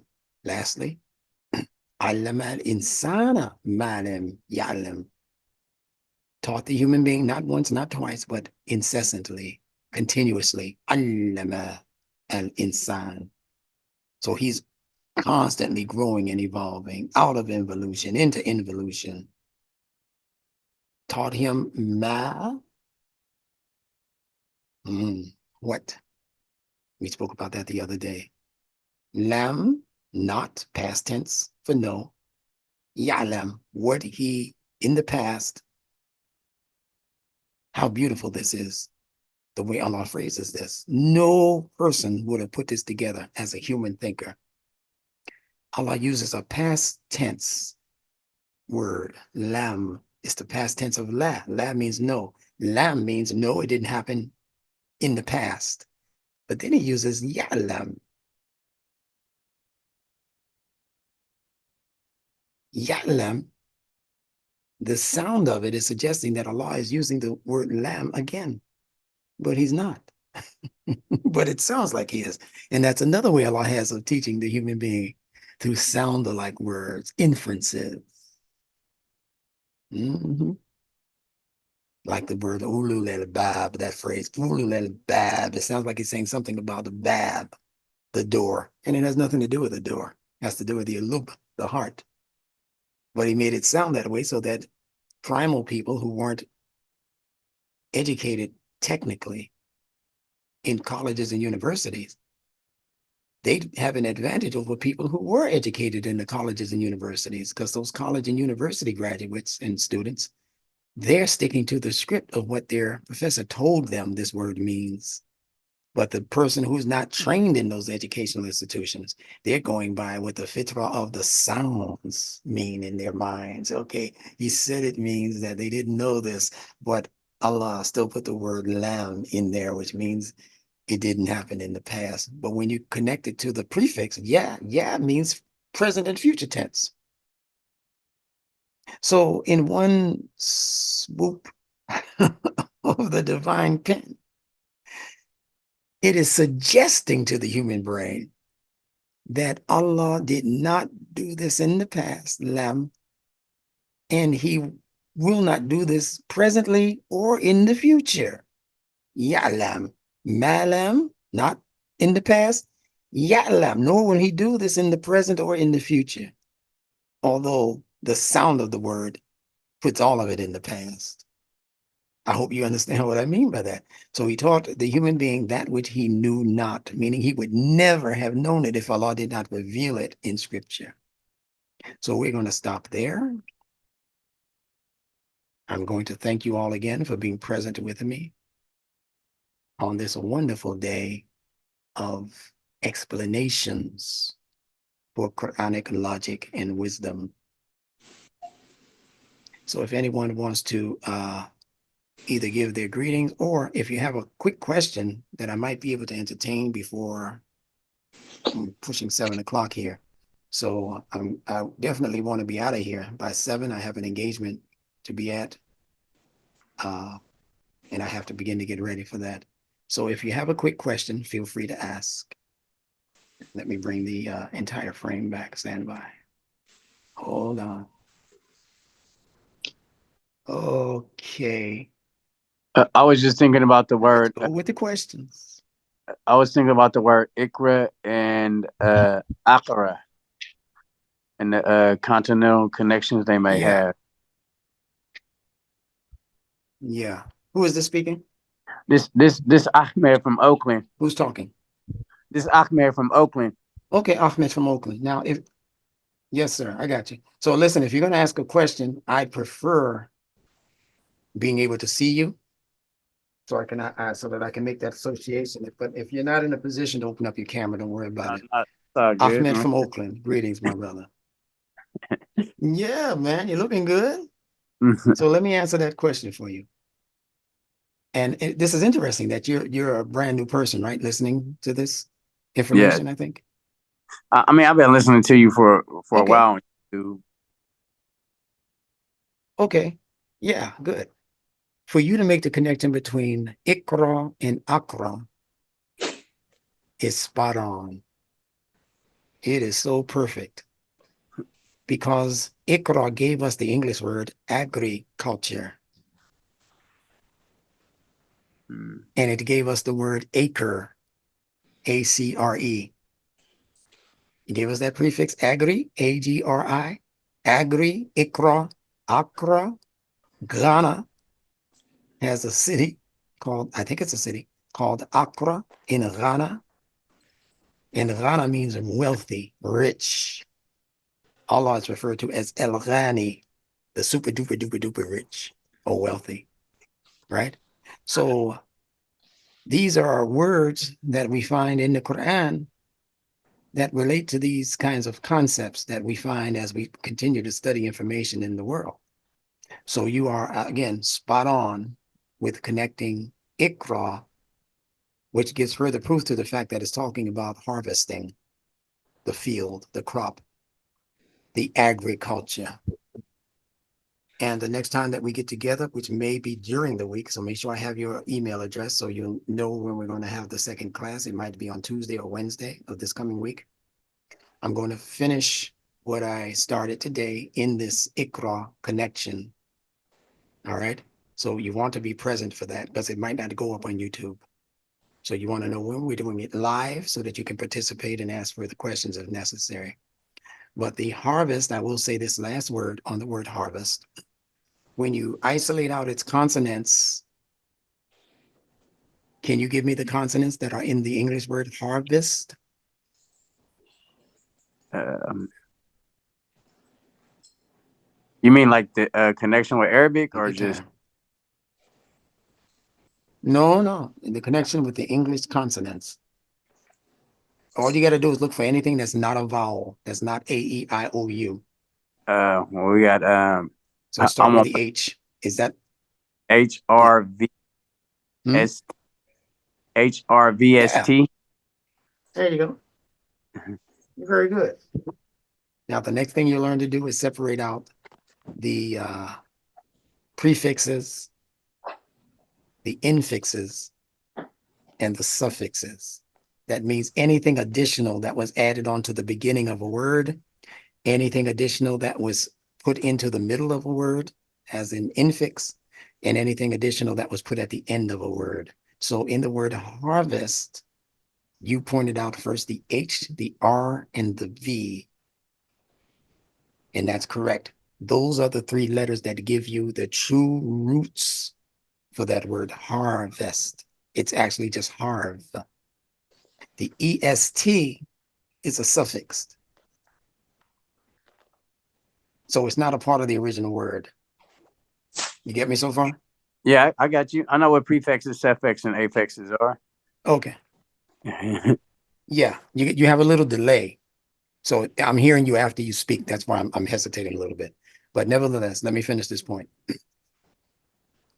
H is a guttural. R is a liquid. You'll get this in the replay and you'll study it. And V is a labial, a lip sound. So H is the back of the throat, guttural. R is a liquid where your tongue has to touch the top palate. And V, you need one or both of your lips to pronounce the, just like just like just like fa. All of those letters are labials because you need your lips to pronounce them. So in essence, what we have is a guttural, a liquid, and a labial. Write that down, dear audience. Guttural, liquid, labial. So any other word that's able to give you that combination of sounds in the mouth are going to be related. Now I'm going to give you one important one. You ready? This is from the Quran. The word Khalifa. Kha, lam, fa. Kha is a guttural, just like ha, the letter H is a guttural in harvest. Lam, the letter L in Khalifa is a liquid, and it only interchanges with one other letter in any language, and that's the R, because both letters, in order to be pronounced, your tongue has to touch the top palate. It trickles up there, it trills up there, and it has to touch the top of the palate, so they are kissing cousins. So la is already ha-ra in harvest. Then if you take the V labial in harvest and compare it with the F labial in khalifa, you got all three lined up exactly in order. So that lets me know, without conferring with a degreed person necessarily, that harvest and khalifa are suggesting the same theme. Not that they mean the same thing, they don't, but they have the same underlying theme. Now, let me show you where it is in the Quran. This is how Allah is educating us. What was the trepidation of the people who did not want to see, I should say the angels, quote unquote, that did not want, or that were at least questioning Allah's decision to make a Khalifa in the earth. They asked him a question. They said, are you going to make one who's going to create mischief and shed the blood? Man, oh man. But that's exactly what harvesting is in the fitrah. See, we're thinking this is some machine toting, dude who's going to mow people down and make them bleed all over the place. That's not what it's. The Quran is bringing you, like I said in the beginning, a level of scientific investigation that has not yet hit this planet. Imam Muhammad called the Quran the promised reading. He didn't say it was here yet. He said it's the promised reading. Imam Muhammad didn't have time to do his own translation of the Quran. He knew that was so way off in his, he knew he didn't have enough time for that. So he left us with people like Yusuf Ali or somebody else he would find who did a pretty decent translation. He wasn't satisfied with any of those English translations. He knew what I'm telling you right now, that every letter has a meaning. He taught that when he first came in office in 1975, 1976. He taught about the meanings of letters, and they have real personalities and characteristics that we should pay attention to. They asked him again in the 80s. They said, I heard you say once that every letter has its own meaning. Is that true, Imam? He said, yes, that's absolutely true. He said, but you all ain't ready for that yet. Now, that was in 1983 or so. This is 2024. Y'all ain't ready yet?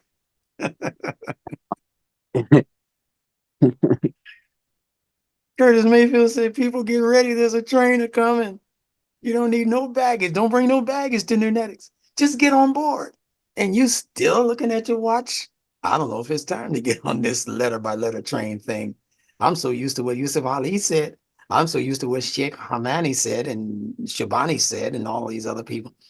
I don't know if I can trust a Negro telling me these things. I'll wait a little longer. Maybe WD Farrar to come back. Tell me what these things mean. We gotta stop this cuckoo for Cocoa Puffs thing we've come into by habit. It's just out of habit. The ones among you who do jump on the train and dedicate yourself to really learning this system of Nunetics, you're going to be so far ahead that it'll make people's heads spin when you speak. I'm spinning heads every time I say something online. I know they're listening and I know they're learning. And all they got to do is take 2 steps to the right and they can be on the same train. So when you harvest plants, you have to literally rip them out of the ground. You got to pull them by the stem and by the root out of the ground, by the stem and by the root. I'm pulling up roots all the time when I tell you that what came first were the seeds, not the root. So when I say kataba doesn't mean book, when I say IQRA doesn't mean read, I'm pulling them up by the roots that they taught you were the roots. And I'm showing you the seed letters that produce those roots. Then you can compare what kind of seed that is with what growth came out of that production. If it walks like a duck and quacks like a duck, you know what they say, right? So what happens when you pull that root out from the ground? You disconnect it from its energy source, first of all. And if you don't bring that vegetation to harvest quickly, that life form is going to begin to die. It'll begin to rot if you don't do anything with it as a harvest. If you don't bring it into the house, cook it, take it to market, share it with your family and neighbors, you don't do anything like that, and you just let it sit there after you pull it up out the ground, it's going to retard on you. And I say the same thing for this Nunetics method. If you don't use it, it's just going to die on you. It's going to be just a waste of information in your brain. That's why I'm encouraging you to get with a study buddy, right, Nawa and others. Get with that study buddy and learn this for real, for real. So the plant that's pulled up out of the ground is being separated from something called its chlorophyll. And chlorophyll, technically speaking, is actually what they're calling plant blood. You're literally shedding the blood of the plant every time you harvest. Does that make sense to you? Yeah, it make very sense. I feel we are plants. You know, Allah say He planted us in the earth, so we right here growing just like the That's what he plants. said, to grow like plants. Mhm. You got it.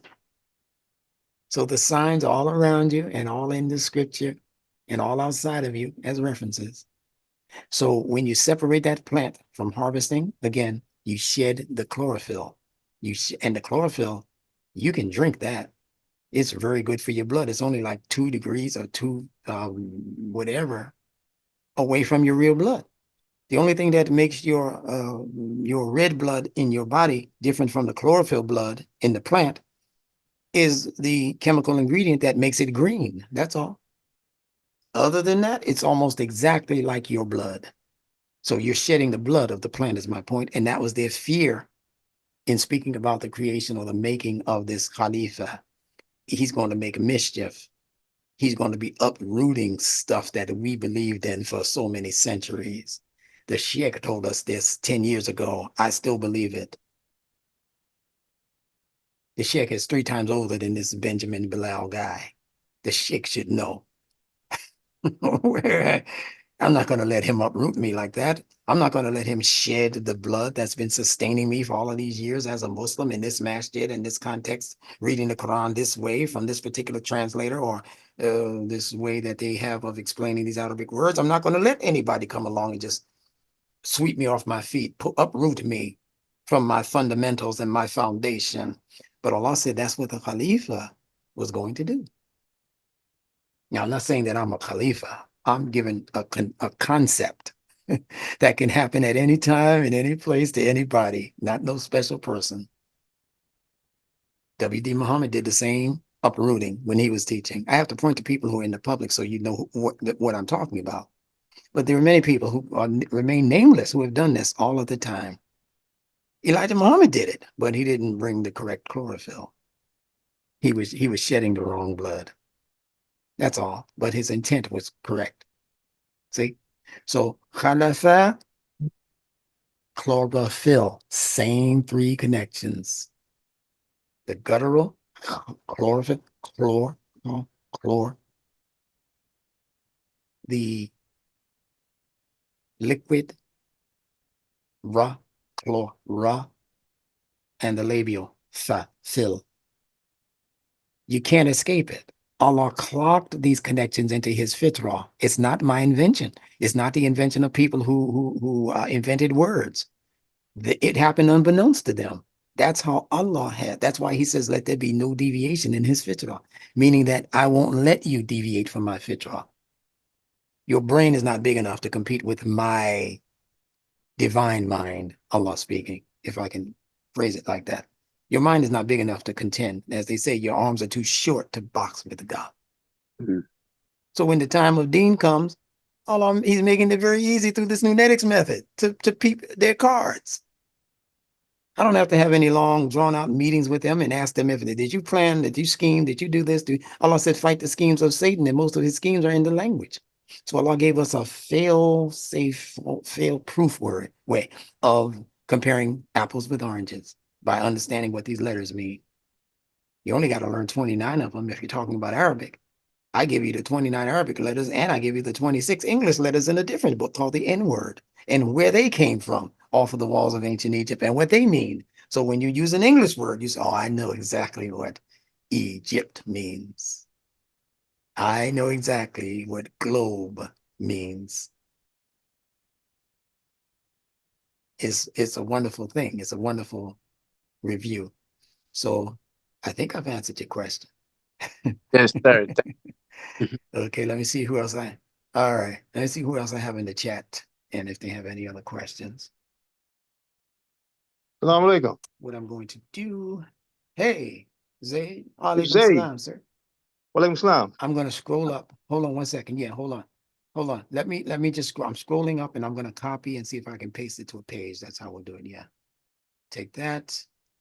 Go back to my notes.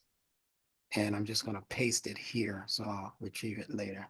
That'll be the way. Okay, so I can still answer these separately Yeah, I want from the class. But go right ahead, sir. yeah, it's on the yeah, assalamu Understand. alaikum. On the word Alaikum salam. blood, on the word blood, the word breed, Mhm. also the word trouble, and it's another word I had. Yes, indeed. Even plant. Yeah. Are you going to make one who's going to make mischief and shed the blood? That's That's right. trouble. Alhamdulillah. There's trouble. Alhamdulillah. That's And all I want to say. breed, you need the blood in order to breed. You're actually breeding blood every time you have a baby. Right. They're The going to plants be too. related. Thank you for that Yes. contribution. Alhamdulillah. You find the ones that are way out there and you bring them to harvest. Yeah. Yeah, I love you for that, man. Yeah. We got to Alhamdulillah. talk again soon. We got to get you up and running on your seed cast. All All right. right. You're looking Alhamdulillah. good over there, man. Oh, well, thank you. Thank you. Alhamdulillah. I've Okay. been working All right. out. I lost about Yeah, 25 yeah. pounds. So all right, I can tell. I knew it was something. Yeah. You're looking Okay. the part, brother. And all of us got to get on that workout train. We'll talk about that.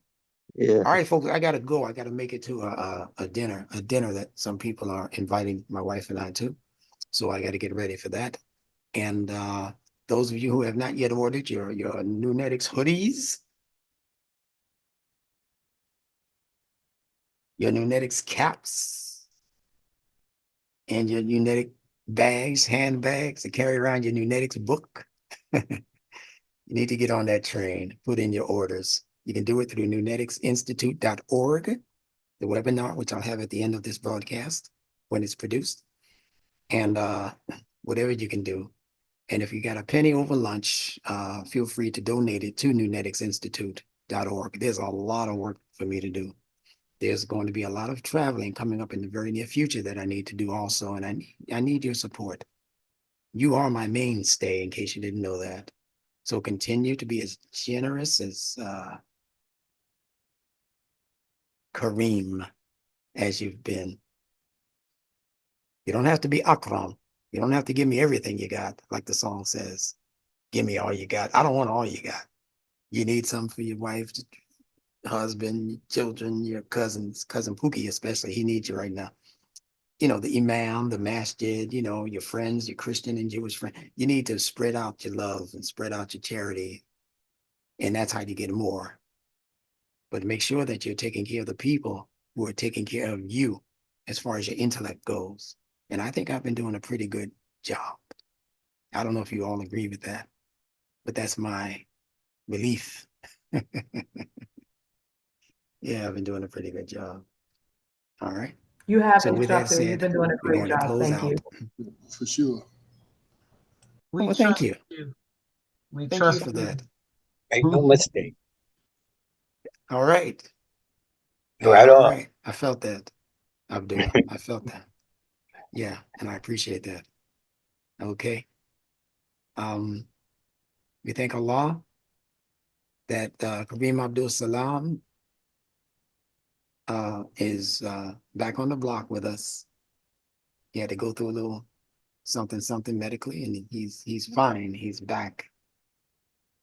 And the video that was shot of me there speaking to the college that he invited me to, that video should be available relatively soon, hopefully before the end of what they're calling Ramadan. So we'll sit and wait for that patiently. But in the meantime, I've sent you about 1,000 videos in the last week. Some of you are asking, how is he doing it? I do it because I get some of my blast from the past, and then I add it to what I'm currently doing with Masjidullah especially. So you'll get something from me almost every day. Even if you don't get a chance to listen to it, archive it. Just let yourself remember that it's there. So whenever you get a chance, you don't have to listen to everything as soon as I produce it. I'm not going to give you homework questions on it. I put it there in case you got some questions you want to ask me about something I said, even if it's from 2017, 2018, 2020. I'm sending you that also so you can hear how I am growing. You'll hear what I was saying before I said there's no Allahu Akbar. You'll hear what I said before I said there's no Assalamu alaikum, only Salam alaikum. I want you to be in touch with my growth and development. There's no shame in my game. I want you to know where I was so that you can appreciate more where I am and appreciate also where we will be in a very short period of time because I'm expediting your growth. All right. So that's all I have to say. And I'm closing out now in the greetings of the ultimate peace, reconciliation, wholeness, and completeness. In the greetings, Salamun Alaikum. Alaikum assalam. Assalam. Salam. Walaikum assalam. Good to see you. Wa Good to alaikum be with salam. all of you. All right. All right. Thank you Alhamdulillah. so much. No. All right. Welcome.